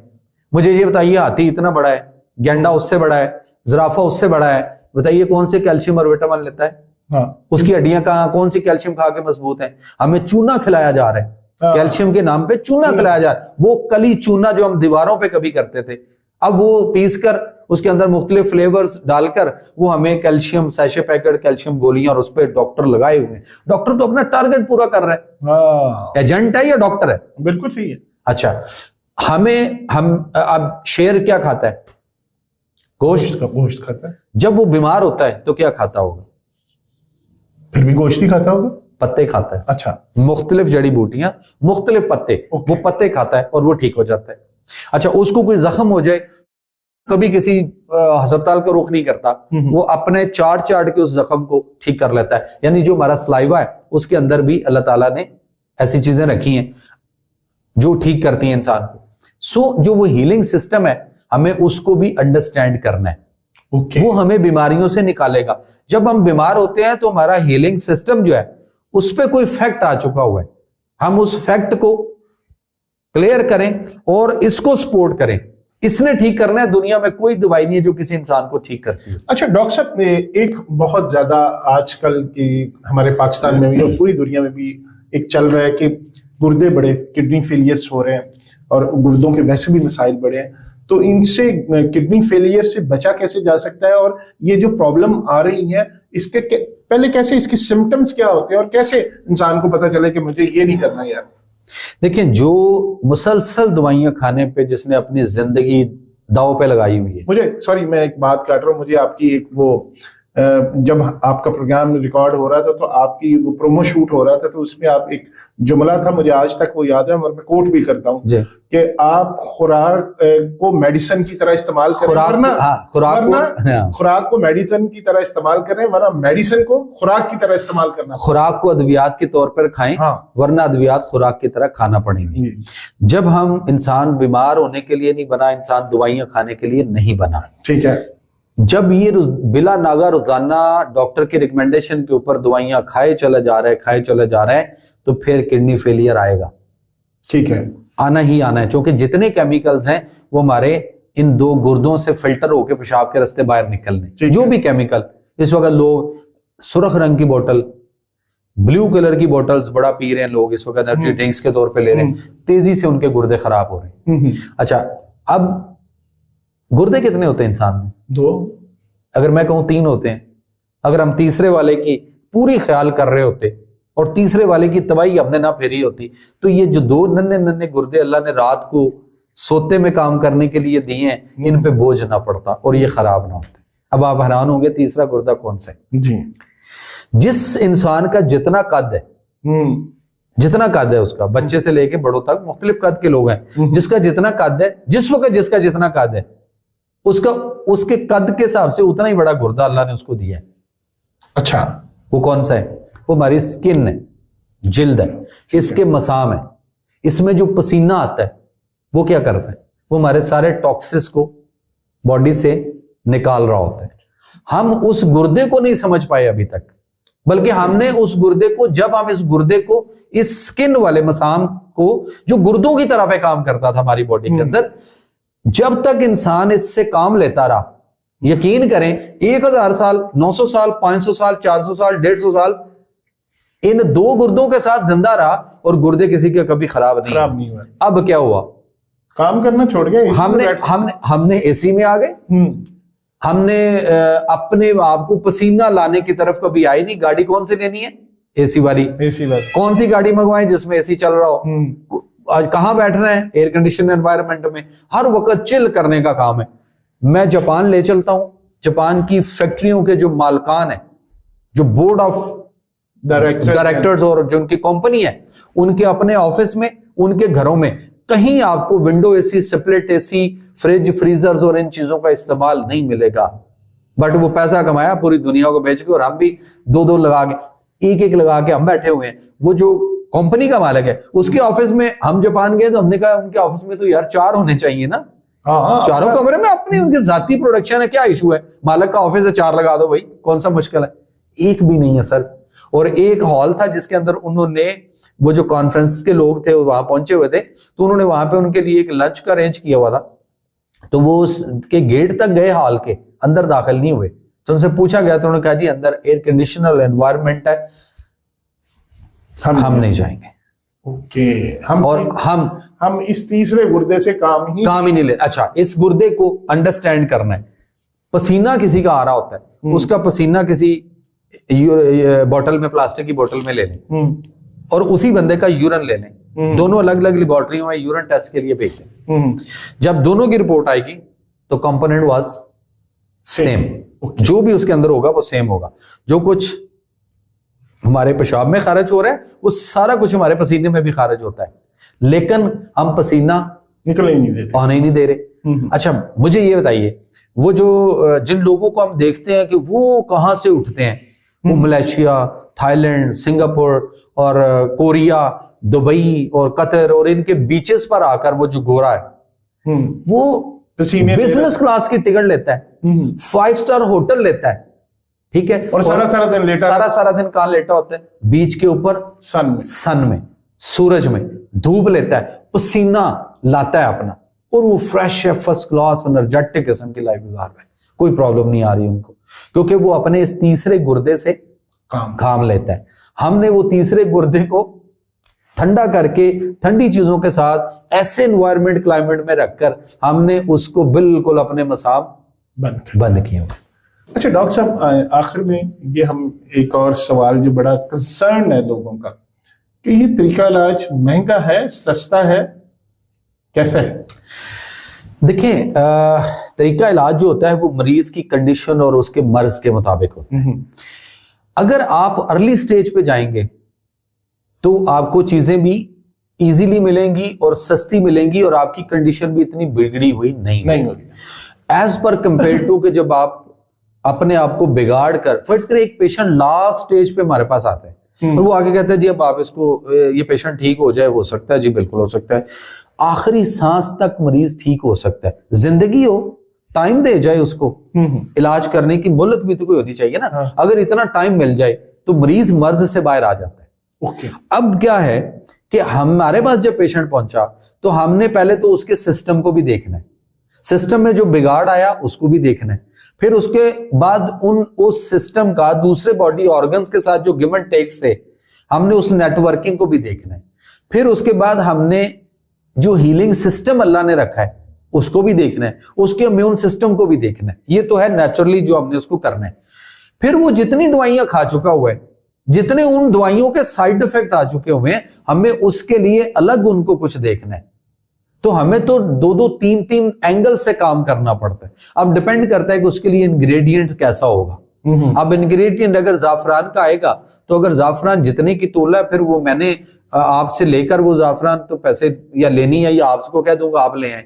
अगर मुझे किसी मामले में कस्तूरी लेनी है तो अब कस्तूरी अगर 1.5-2 लाख रुपए या 2 लाख प्लस पे तोला चली गई हुई है तो जिस पेशेंट में डालनी या चाहिए होगी तो जाहिर बात है वो पेशेंट ही पे करेगा।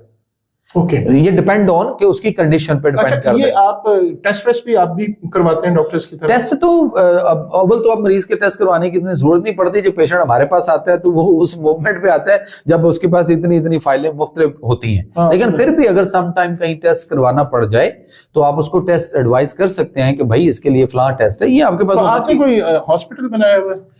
मैंने एक नेचुरोपैथिक हॉस्पिटल बनाया हुआ है जिसमें मेरे पास पूरी दुनिया से मुख्तलिफ मालिक से पेशेंट आते हैं अल्हम्दुलिल्लाह। और ऐसे पेशेंट्स हैं जिनको डॉक्टर ने कहा कि ये 2 घंटे 4 घंटे 1-2 दिन जिंदा रहेंगे, वो अल्हम्दुलिल्लाह आज भी जिंदा है। अच्छा, तो ये आप इसको आगे बढ़ाने के लिए कोई अदारा भी बनाने का प्रोग्राम? सर मेरी कोशिश थी, मैंने लोगों को, आपको पता है कि हमने कुरान और सेहत प्रोग्राम में बड़ी कोशिश की लोगों को एजुकेट करने की।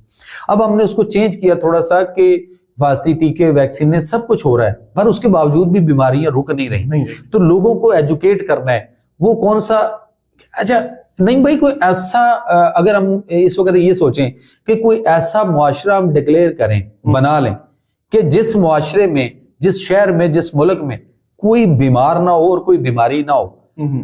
ख्वाब लगता है मेरा ख्याल है इस वक्त ये ऐसे ये सोचना भी, और इस दौर में हमें ये सोचें कि यार ऐसा हो सकता है, मुमकिन है। नहीं, वो एक मुल्क है पता नहीं लैटिन अमेरिका में, उसमें 2-3 जगह पे खत्ते ऐसे हैं जिसमें हर बंदा 100 साल से ज्यादा है और वो सारे नेचर के करीब है। ये एक पॉडकास्ट में बता रहे थे कासिम अली शाह साहब ने। अब मैं इसकी वजाहत करता हूं कि अल्लाह के नबी सल्लल्लाहु अलैहि वसल्लम ने आज से 1500 साल पहले इस्लाम की पहली रियासत जो मदीना शरीफ डिक्लेयर हुई थी तो उसमें एक ऐसा ही इन्वायरमेंट पूरा दिया, प्रैक्टिकली दिया। फारस ईरान का पुराना नाम है। फारस का एक बादशाह जो है उस वक्त का बादशाह जो अपना एक हाजिक तबीब, जो साइंसदान किस्म का तबीब था, वो बारगाह रिसालत माब में बतौर तोहफा भेजा जाता है और वो अर्ज करते हैं या रसूल सल्लम मुझे बतौर तोहफा भेजा गया है, किस लिए कि मैं यहाँ जो बीमार होते हैं उनके इलाज कर। तो आप मुस्कुराए और आपने फरमाया यहाँ कोई बीमार नहीं होता, मुसलमान कभी बीमार नहीं होता। या रसूलल्लाह ये कैसे मुमकिन है, मुसलमान इंसान नहीं होता? आपने फरमाया ये इसलिए बीमार नहीं होता, ये उस वक्त खाने पर बैठता है जब इसे इंतहा की भूख लगती है। हाँ। और उस वक्त खाने से याद खींच लेता है जब भूख अभी बाकी होती है। सो उसने कहा कि हुजूर अगर आपकी ये उम्मत इसी फलसफे से तो तंदुरुस्ती पर अमल पैरा रही तो ये वाकई बीमार नहीं होगी। और वो खूबसूरत तरीन तोहफा वापस भिजवा दिया। उसके कुछ अरसा के बाद यूनान से और स्कैलिपस से 2 तबीब जो है वो वहां पे मदीना शरीफ में आए और उन्होंने 2 रवायात में मिलता है हदीसों के अंदर, एक में कि वो 6 महीने और एक में 9 महीने उन्होंने वो बैठे और उन्होंने वहां पे अपना एक दवाखाना टाइप जो भी बनाया। 6 से 9 महीने तक वो बैठे रहे और कोई उनके पास बंदा नहीं आया। उन्होंने कहा यार हम तो फाकों पे आ गए हुए और फाके होना शुरू हो गए, हम तो जहां थे वहां बहुत अच्छे थे। तो वो जाने लगे तो उन्होंने सोचा कि यार इनके जो अल्लाह के आखिरी नबी हम इनसे मिलते हुए जाएं। तो जब वो बारगाह रिसालत माब में आते हैं तो 27 सवालात हैं जो उन्होंने बारी बारी नबी करीम सल्लल्लाहु अलैहि वसल्लम ने किए और आप सल्लल्लाहु अलैहि वसल्लम ने उन 27 सवालों का जवाब दिया। वो बकायदा एक मुकाला जो है वो पूरा एक मौजूद है, मिलता है। उसके अंदर भी यही सूरत हाल थी और वो भी चले गए। अब जिसको हम ये कहते हैं ना, लोग अक्सर कहते हैं नहीं जी बुखार आना, उल्टी होना, उल्टी की मतली की कैफियत होना, लूज मोशन का लग जाना, जिस्म पे खारिश होना, जिस्म पे दाने बनना, जिस्म पे फोड़े आ जाना, कार्बंकल्स गढ़ वगैरह बन जाना, ये बीमारी है? हाँ, ये नॉर्मल सी नहीं, ये बीमारी नहीं है। ये हमारा जो वो पर्सनल हीलिंग सिस्टम है ना, वो आपके जिस्म में मुख्तलिफ चीजों को बॉडी से बाहर निकाल रहा है। जैसे नजला जुकाम भी बिल्कुल, जुकाम फ्लू, ये आपको बीमारियों से बचाता है। हाँ, ये बीमारी नहीं, हमने इसको बीमारी समझ लिया हुआ। अच्छा, दूसरी चीज बुखार क्या होता है? बुखार के बारे में कि बुखार बाइस से रहमत है, बाइस से ज़हमत नहीं है। बुखार क्या है? जब हमारे जिस्म में फासद मादे, जहरीले मादे, टॉक्सिस वगैरह कहीं भी रुकना शुरू हो जाएंगे, या कोई गिल्टी रसोली, कोई स्टोन, कोई चीज बनना शुरू होगी और वो हमारे जिस्म में कोई प्रॉब्लम करेगी, तो वहां क्या होता है, हमारा जिस्म जो है उसका बॉडी का जो टेम्परेचर है वो 98.4 फारेनहाइट है। वो उस टेम्परेचर को हमारा इम्यून सिस्टम हमारी बॉडी के खिलाफ उठ खड़ा होता है और उसको एंटीबायोटिक, वो उसको कहते हैं हमारा पर्सनल एंटीबायोटिक अमल, वो हमारे खिलाफ उठ के खड़ा होता है। वो हमारे टेम्परेचर को रेज करता है 99, 100, 101, 102, 103, 104, 105, जहां तक वो ले जाना चाहते लेके जाता है। उससे क्या होता है, वो जो टॉक्सिस थे वो उनको बर्न कर रहा है, उनको जलाने के लिए आया। वो एंटीबायोटिक अमल है। हम क्या करते हैं, 2 गोलियां तीर वाली, तलवार वाली, शेर वाली, फलां टींग पकड़ी, खाई और अपने उस टेम्परेचर को नीचे ले किल कर दिया। हम खुश हो गए, जिस्म ठंडा हो गया, पसीने भी तो थोड़े से आ गए, गुर्दे फेल हो रहे हैं, लिवर फेलियर हो रहा है, लिवर फैटी हो रहा है, लिवर सुकड़ने पे जा रहा है। हमने बुखार को क्या किया? अच्छा, फिर हमने इसको दबाया, फिर हमें डॉक्टर ने एंटीबायोटिक पे लगाया, एंटीबायोटिक्स। बायो का माना होता है जिंदगी जी। एंटी बायो क्या होगा? जो जिंदगी का ही दुश्मन है। हम उसको बड़े शौक से, हम बल्कि हम डॉक्टर को कहते हैं डॉक्टर साहब आप मुझे कोई हाई पोटेंसी एंटीबायोटिक लिखें, मुझे 1 डोज से आराम आना चाहिए। अच्छा, वो 3rd जनरेशन एंटीबायोटिक लिख दी उसने।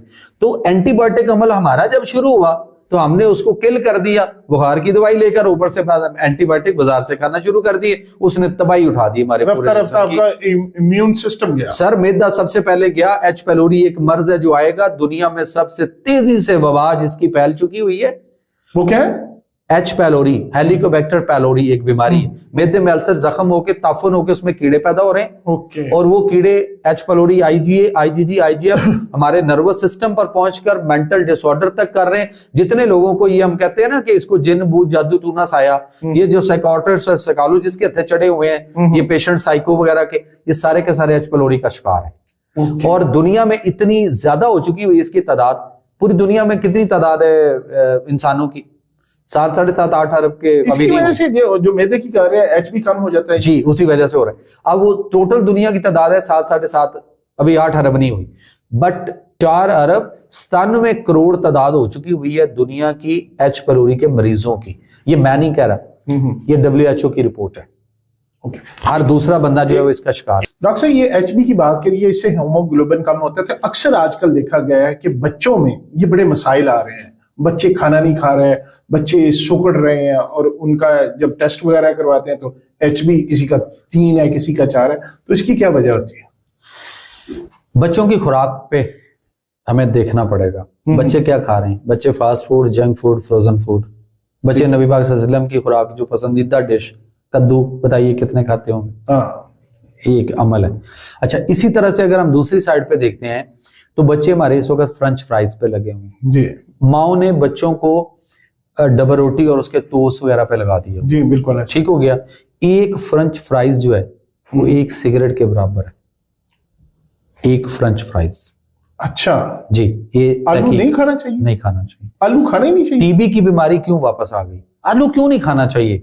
आलू इसलिए नहीं खाना चाहिए कि आलू की फसल जो है वो 1 एकड़ को जो खाद लगाई जा रही है किसी भी फसल को पूरे साल में जो किसान डालता है वो किसी फसल को 1-1.5 बोरी या किसी को 2-2.5 बोरी या किसी को 3 बोरी, इससे ज्यादा नहीं। कोई इक्का दुक्का फसल होगी जिसको कोई 4 बोरी तक मैक्सिमम खाद लगती है। अपन गैस कीजिए जरा, आलू की फसल को 1 एकड़ को कितनी बोरी खाद लगती हो? 12 से 14 बोरी। ओके, 1 एकड़ को। कभी हमारी माएँ आलू उबाल कर जब साबुत पकाया करती थी, छोटे छोटे गोल गोल, जरा ढूंढ के दिखाइए कहीं मिलेंगे? नहीं मिलते। क्यों?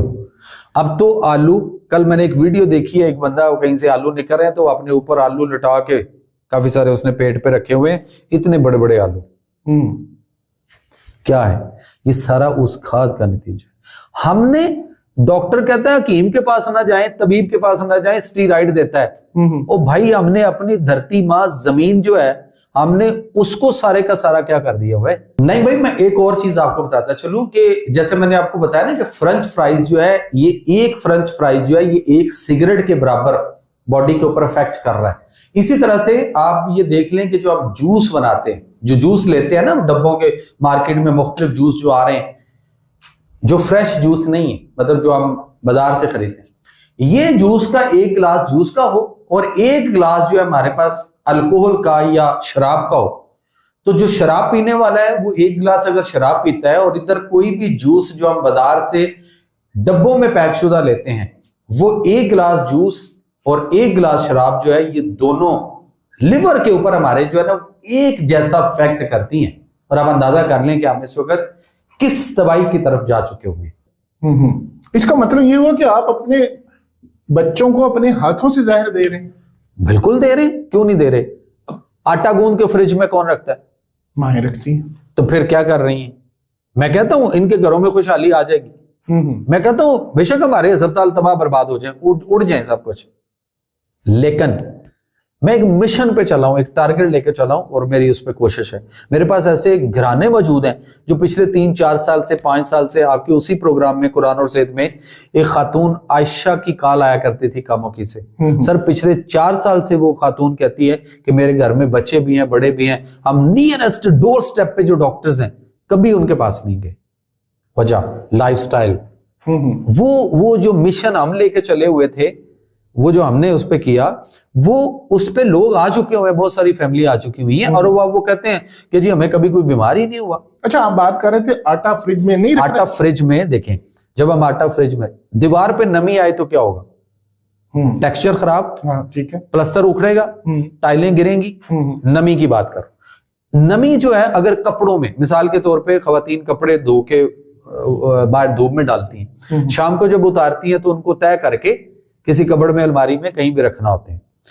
जिस कपड़े में जरा सी नमी, मे बी 5% अभी नमी हो, लेकिन वो फील करती हैं कि 5% अभी इसमें नमी है, वो तय करके उन्हीं कपड़ों में, उसी कपड़ में क्यों नहीं रखती?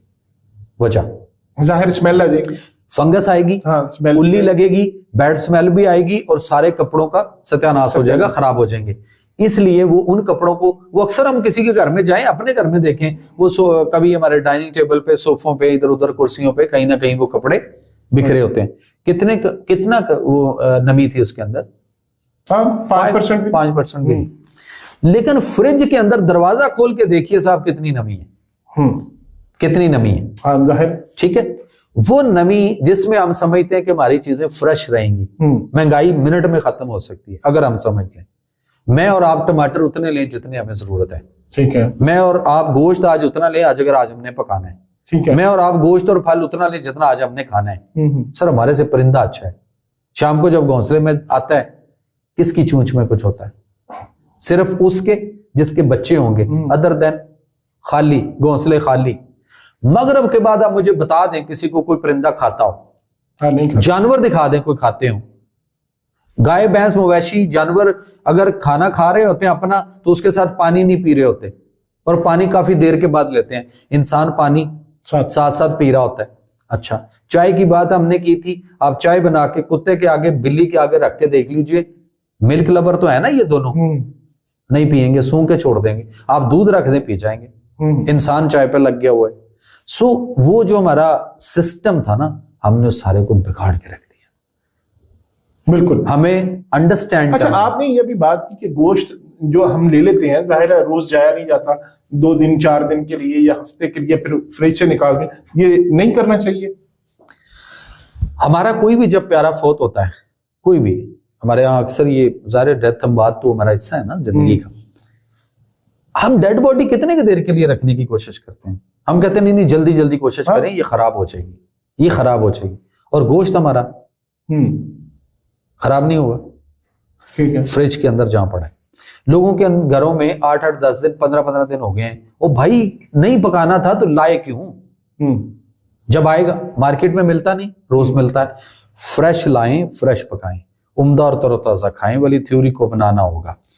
फ्रिजों के अंदर मैंने इस पे प्रैक्टिकली हमने कुछ लोगों पर सर्वे करके देखा, अपने दोस्तों को कहा, रिलेटिव को कहा कि यार जरा इसको देखिए तो सही कि आप महीने में सिर्फ ये बताना है कि आप अपने घर में 1 महीने में फ्रिज के अंदर कितनी मालियत की चीजें रखते होंगे, और ये गौर करें कि उसके बाद उस फ्रिज की वजह से जो बिल आ रहा है वो आपको बिजली का बिल ज्यादा पड़ रहा है, ज्यादा महंगा पड़ रहा है, या वो चीजें उससे कदरे सस्ती हैं। 1 किलो आधा किलो गोश्त पड़ा, दूध पड़ा होगा, 2-4 टमाटर पड़े होंगे, ठीक है, थोड़ा सा अदरक लहसुन पड़ा होगा, 2-4 खीरे पड़े होंगे, 1-2-4 सालन बासी पड़े होंगे। फ्रिज के अंदर चावल रखकर दोबारा निकालकर गर्म करके खाना इंतहाई मुजरे सेहत है। चावलों पर दही डालकर खाना इंतहाई मुजरे सेहत है। हम तो खाते ही वो दही के साथ मूली, खीरा, प्याज, टमाटर वगैरह, पुदीना जो हम उसमें डालते हैं, ये उसके साथ खाना मना है। और हम क्या करते हैं, ये सारी चीजें उसके अंदर काट के डालते हैं, हम रायता बना लेते हैं ये सैलड वाला, और फिर ये मुजरे सेहत हो गया, और हम इस रायते को, दही को चावलों के ऊपर डालकर खाते हैं सर, तो फिर क्या होगा? बीमारी है, मसाइल ही मसाइल। नहीं तो चावलों के किस तरह फिर खाने चाहिए? देखें, अल्लाह के नबी सल्लल्लाहु अलैहि वसल्लम से जब ये पूछा गया तो आपने फरमाया 1 वक्त में 1 सालन, सिंगल डिश की बात हुई। बूफे सिस्टम को आप सल्लल्लाहु अलैहि वसल्लम ने आज से 1500 साल पहले, जब इंसान को पता भी नहीं था कि बूफे आएगा, हमारे दौर में तो है ना अब, तो अल्लाह के नबी सल्लल्लाहु अलैहि वसल्लम ने कंडेम्ड फरमाया उस दौर में भी। आपने फरमाया 1 वक्त में 1 सालन, जस्ट अ सिंगल डिश। नहीं, चावल के ऊपर हम डाल सकते हैं सालन। क्या चीज? सालन डाल सकते हैं, दही नहीं डाल सकते, क्योंकि दही का मिजाज और है और चावलों का दाल शाल जो भी क्लैश करते हैं, वो डाल सकते हैं। अच्छा, दूसरी बात, जब फिर साहबा ने रिक्वेस्ट की, अर्ज की, या रसूल सल्लल्लाहु अलैहि वसल्लम थोड़ा सा कोई रायत फरमाए, मतलब कोई ऐसे गेस्ट आ जाते हैं, कभी कोई तकरीब ऐसी हो जाती है, तो उसमें क्या करें? तो आपने फरमाया चलें 2 और 3 सालन तक 2-3 डिशों की इजाजत हुई। लेकिन आपने ये साथ ये भी फरमाया कि उन 2-3 डिशेस को देखना है। क्या देखना है? कि वो एक दूसरे के साथ क्लैश ना करते हो, एग्रीवेट ना करते हो। हमें तो यहाँ ये पता ही नहीं, हमारे पास तो वो तालीम ही नहीं, ना हमें पता है कि कौन सी चीज किस चीज के साथ खानी है, कौन सी किस चीज के साथ नहीं खानी। ये नहीं है कि अगर साहब का साथ गोश्त बना ले सर, 2 वो चीजें जो मुखालिफ मिजाज की होती वो हैं, नहीं होनी, वो एक साथ नहीं होती। एक ही मिजाज की आप 2 या 3 चीजें, लेकिन फिर भी आप सल्लल्लाहु अलैहि वसल्लम ने फरमाया कि फिर भी 1 वक्त में 1 ही सालन को कोशिश करें, क्योंकि वो सिंगल रहेगा आपके पास, सिंगल। जब आप 2-3 चीजें देखें ना, वही बात हमने जो पहले, जो दाल वगैरह है, ये इस तरह चने हैं, चीनी है, इस तरह की चीजें, गुड़ है, ये तो फ्रिज में रख सकते हैं। क्यों? किस लिए? नहीं, ये तो अब फसल से निकल के आ गई दाल, तो फ्रेश नहीं होती ना,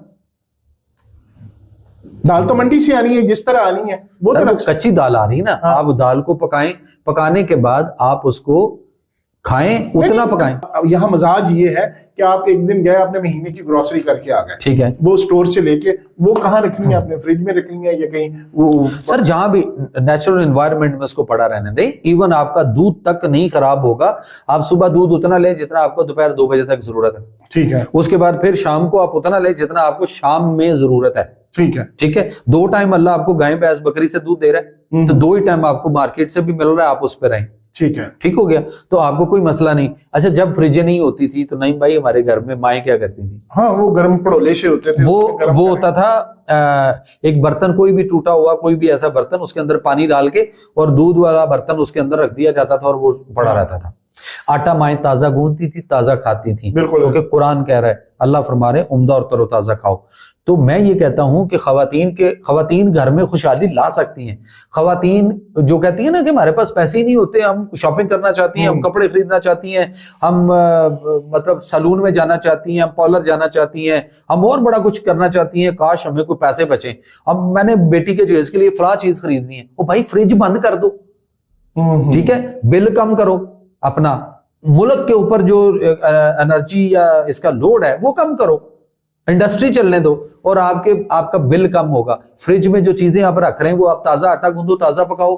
जब हम आप सिर्फ आटा गूंद के 2 घंटे फ्रिज में रख दें और 2 घंटे के बाद आप 1 चम्मच आटा ले लें फ्रिज वाला और उसको किसी भी स्कूल में, किसी भी लेबोरेटरी में चले जाएं, उसको सिर्फ माइक्रोस्कोप के नीचे सिर्फ जस्ट आप व्यू करें, आपको ऐसे कीड़े और ऐसी चीजें नजर आएंगी कि आप घर फोन पे कहेंगे कि भाई आटा कोई ना पकाना, इसको जाया कर दो। लेकिन हम 3 दिन 4 दिन आटा फ्रिज में पड़ा है, हम निकाल कर खा रहे हैं। अल्लाह ने कुरान में फरमाया सूरह रहमान, वल हब्बु जुल अस्फ़ वर रेहान फबैयला रब्बिकमात का ज़बान, सूरह रहमान की 11 और 12 नंबर आयत है। क्या कि वल हब्बु और भूसे वाला अनाज, जिसमें भूसा हो, तो हमारे तो सफेद आटा आ रहा है, उसमें भूसा ही कोई नहीं है। चाइना चक्कियां आ गई, उसके अंदर भूसा कोई नहीं है, छान जिसको कहते हैं वो निकल ही नहीं रहा। तो अब तो गंदम भी जो है हाइब्रिड बीज आ गया हुआ है। मैं अब लोगों को ये कहना शुरू हो गया हूं, या अपने पेशेंट्स को या लोगों को तंदुरुस्ती की तरफ लाने के लिए मैं कहता हूं जी गंदम छोड़ दीजिए, जौ की तरफ आ जाइए, जौ का आटा लीजिए। मुझे आज तकरीबन कुछ 4 महीने हो गए मैंने गंदम की रोटी नहीं खाई। अच्छा, जौ खा रहे? मैं जौ की रोटी खा रहा हूँ, 1 रोटी सुबह 1 शाम को। अच्छा, कहां से लेते हैं जौ? दुनिया भी इस वक्त जो है वो लोग भी इस तरफ आ चुके। अल्लाह के नबी सल्लल्लाहु अलैहि वसल्लम आज से 1500 साल पहले जौ की रोटी, जौ का दलिया सबसे ज्यादा तनावल फरमाया। गंदम की रोटी आप सल्लल्लाहु अलैहि वसल्लम ने कभी कभार, बहुत थोड़ी रेयर कहीं नजर आती है उनकी पूरी जिंदगी में। अच्छा, मैदे की बनी हुई कोई चीज आप सल्लल्लाहु अलैहि वसल्लम ने अपनी पूरी जिंदगी चखी भी नहीं है। और यहां पे अब उम्मत को देख लिया क्या कर रही है, सबसे ज्यादा मैदा। सुबह उठे नान मैदे का, डबल रोटी मैदे की, पूड़ियां मैदे की, बिस्किट, बेकरी आइटम ऑल दा। बैनन एक मुल्क है जिसमें बड़ी स्पीडली हार्ट अटैक आना शुरू हो गया था और वो परेशान हो गए थे। बहुत सारे मुल्कों से डॉक्टर बड़ा कुछ उन्होंने बुलाया, दवाइयां मंगवाई, नहीं संभल पा रहे थे। जितनी देर पॉडकास्ट करते होगी ना हमें, इतनी देर में कहीं 3 4 5 लोग बैठे होते थे, 1 2 को हार्ट अटैक आ चुका होता था। इतना स्पीडली वो एक वबाई शक्ल इख्तियार कर गया। थिंक टैंक बैठे, उन्होंने उनको कहा जरा गौर करें क्या बात है। गौर हुआ तो पता चला कि मैदा। उन्होंने कहा जी मैदा लोगों को मना नहीं करें। उन्होंने कहा जी फैक्ट्रियां बंद करवा दें, जहां जहां मैदे से कोई चीज बनती है वो बंद करा दो। ओके, वो सारी बंद हो गई। ये बात मैं भी अभी पीछे चूंकि वेस्ट अफ्रीका के टूर पे था, 16-17 मुल्क मैंने फिरे वहां पे, उनके मैं स्टेट गेस्ट था, उनके मिनिस्टर्स और प्राइम मिनिस्टर, उनको मैं ये सारी बात दे के आया हूँ। वहां पे मौलाना तारिक जमील साहब उस एरिया से होके आए पहले से, उन्होंने भी अपनी बहुत सारी स्पीचेस के अंदर ये बात की है कि जनाब बैनन में ऐसे था और उसके बाद मैदे की तमाम चीजें बंद हो गई। हम यहाँ पे वो मैदे की चीजों के ऊपर 100% लगे हुए हैं और खाई जा रहे हैं रोज। हम उसको नहीं समझ रहे कि मैदा इतना खतरनाक है। मैदा हमारे मैदे का, और मैदे के बारे में फिर आप सल्लल्लाहु अलैहि वसल्लम ने फरमाया जो जिसने मैदा बीमार कर लिया उसने अपना गेटवे ही बीमार कर लिया। जब गेटवे बीमार हुआ तो डाइजेस्टिव डिसऑर्डर तक हम जा पहुंचे, मेंटल डिसऑर्डर तक जा पहुंचेंगे और बेशुमार मसाइल हमारे कभी भी खत्म नहीं होंगे। हमें अल्लाह ताला के निजाम सेहत को, तिब्बे कुरानी को और तिब्बे नबवी को समझना पड़ेगा, अंडरस्टैंड करना पड़ेगा और उसकी तरफ आना पड़ेगा। और उसके लिए हमारा WNO का पेज है, उसके ऊपर लोग हमारे डायरेक्ट मेंबर भी बन रहे हैं। हम बहुत सारे गवर्नमेंट डिपार्टमेंट के अंदर, जैसे पुलिस के बहुत सारे डिपार्टमेंट्स हैं उनको, और नेशनल हाईवे मोटरवे पुलिस को, और बहुत सारे जगहों पे हम तमाम स्कूल कॉलेज यूनिवर्सिटी में जाके हम मुख्तलिफ ये बाकायदा फ्री ऑफ कॉस्ट ट्रेनिंग दे रहे हैं। ओके, ये तो बहुत नेकी का काम है और अच्छा काम और इसमें हम भी आपके साथ इंशाल्लाह जहां तक हो सका इस कार्य खैर में हम शामिल होंगे। हम उसमें कहते हैं कि जो हमारे WNO पेज को विजिट करें, उस पर हमारा फॉर्म पड़ा हुआ है, उसको उठाएं, ऑनलाइन फॉर्म फिल करें और हमारे मेंबर बन जाए। हम आपको डिफरेंट तरीकों से आपको घर बैठ के आपके जस्ट एक फिंगर टच जो आपके मोबाइल है उसके ऊपर हम आपको मुख्तलिफ तरह की गाइडलाइन देते रहेंगे। 1 साल सर, मैं आखिर पे एक बात कहूंगा, 1 साल कौम को सिर्फ समझा दिया जाए पूरी को, और वो उसके ऊपर पूरी तरह प्रैक्टिकली अमल करना शुरू कर दे, मैं आपको गारंटी देता हूं कि 1 साल के बाद पाकिस्तान का सेहत का बजट जो है ये 65 to 70% जो है ना विल बी रिड्यूस्ड। ओके, हो सकता है हम बीमारियों से निकल सकते हैं। ये जितने बड़े बड़े अस्पताल आपने बना लिए, इनको एक चीज और यहाँ पे सदका और खैरात के वाले से बात करता जाऊं कि आजकल हम बड़े बड़े होल्डिंग बोर्ड देख रहे हैं कि जी हमें 65 लाख लोगों का हमने इलाज कर दिया, कोई कहता है मैंने 40 लाख लोगों का इलाज किया आपकी दी हुई ज़कात, सदकात, खैरात, फितराना और खैरात वगैरह से। मैं ये कहता हूं वो ज़कात आप लोगों को दीजिए। उसने जहां जिसका इलाज करवाना है वो अपनी मर्जी से इलाज करवाए। बिल्कुल ठीक है, ठीक, वो अपनी मर्जी से इलाज करवाना है, इलाज करवाए। वो अपनी सेहत के ग़िज़ा और उससे चीज करना चाहता है तो उसको वो करे ताकि वो ठीक हो। ज़कात के बारे में है, ये उसकी मलकियत, वो दिल चाहे जो करे, जो मर्जी करे। अब हम ये जो अस्पतालों को और बड़े बड़े इदारों को जो ज़कातें दे रहे हैं, मैं ये पूछता हूं, या कभी आप भी अपने फोरम से बैठ के पूछिए कि वो जो 65 लाख लोगों का इलाज किया या 40 लाख लोगों का इलाज किया, उसमें से 65 लोग दिखा दीजिए जो ठीक हो चुके हो, जिनकी दवाइयों से जान छूट गई हो। अगर वो 65 लाख लोग ठीक होने के बावजूद, मतलब इलाज करने के बावजूद, और करोड़ों अरबों पैसे उनके ऊपर खर्च होने के बावजूद भी वो 65 लाख की बजाय अब 70-80 लाख हो चुके हुए हैं, तो फिर हमें इन इदारों को ज़कात सोच के देनी चाहिए, वरना सारी ज़कात कहाँ जा रही है, किन को जा रही है, कौन पैसे कमा रहा है, मरीज ठीक नहीं हो रहा, मेडिसिन की भी जा रही है, सर जहां भी जा रही, वो सारे अंडरस्टैंड, हम सारे समझते हैं कहां जा रही, हमें उसको देखना है। ज़कात देने वाले को मैं ये कहना चाहता हूं कि आप ज़कात उन लोगों को दीजिए जो मुस्तहिक हैं, उनको दीजिए, बीमार है उसको दें, आप उसको देना। देखिए अब बहुत सारे लोग हैं वो हर्बल इलाज, नेचुरोपैथिक इलाज, होम्योपैथिक इलाज, तिब्बे यूनानी का इलाज, एक्यूपंक्चर का इलाज, बहुत कुछ करना चाहते हैं। ऑल्टरनेटिव मेडिसिन में वो जाना चाहता है, वो तंग है, वो कहता है जी हमारे तो पहले कख नहीं रहा, जो कुछ था हमारे करोड़ों रुपए चले गए, तो वो चाहता है। लेकिन वो जब इन इदारों में निकलता है जिनके मैंने नाम लिए, तो वहां कहीं भी कोई इलाज मुफ्त में नहीं है, जो कि वहां पे जो हेल्थ कार्ड आया था वो भी सिर्फ एलोपैथिक सिस्टम को आया था, बाकी किसी को नहीं आया था। तो फिर क्या लोगों को हमने जो ज़कात हम दे रहे हैं, इसको जरा देखना पड़ेगा कि हम डायरेक्ट पब्लिक को दें, उन लोगों को दें जो मुस्तहिक है। और ये थोड़ी थोड़ी देने के बजाय थोड़ी थोड़ी हमने 10 लोगों को देनी है। तो अब वो किसी एक को देखकर उसको कोई हड्डी परचून दुकान उसको कोई कर दे तो वो उस पर अपना सर्वाइव करना शुरू हो जाए, तो काफी हद तक हमारी बेहतरी आ सकती है। एक बहुत बहुत शुक्रिया नाज़रीन, हमने डॉक्टर साहब की गुफ्तगू सुनी और मैं समझता हूं कि ये इतनी खूबसूरत बातें थी, इतनी खूबसूरत बातें थी कि अगर इस पर हम पाकिस्तानी अमल करना शुरू कर दें तो वो जिस तरह उन्होंने बात की थी, हमें शायद फिर कर्जा भी ना लेना पड़े, क्योंकि बहुत सारे हमारे अखराजात इस मुल्क के हैं जो सेहत की मद में जाते हैं। तो अस्पताल वीरान हो जाए, जब अस्पताल, हमारे घर आबाद होने चाहिए, यहाँ घर वीरान है और हॉस्पिटल्स आबाद हैं। तो इंशाल्लाह अगर हम नबी करीम सल्लल्लाहु अलैहि वसल्लम के तरीका कार के मुताबिक जिंदगी गुजारें तो कोई शक नहीं है कि पाकिस्तान दुनिया में तरक्की कर सकता है और पाकिस्तानी एक सेहतमंद कौम बन सकते हैं। आज के लिए इतना ही। इंशाल्लाह डॉक्टर साहब आपको फिर दोबारा भी ज़हमत देंगे। जरूर इंशाल्लाह।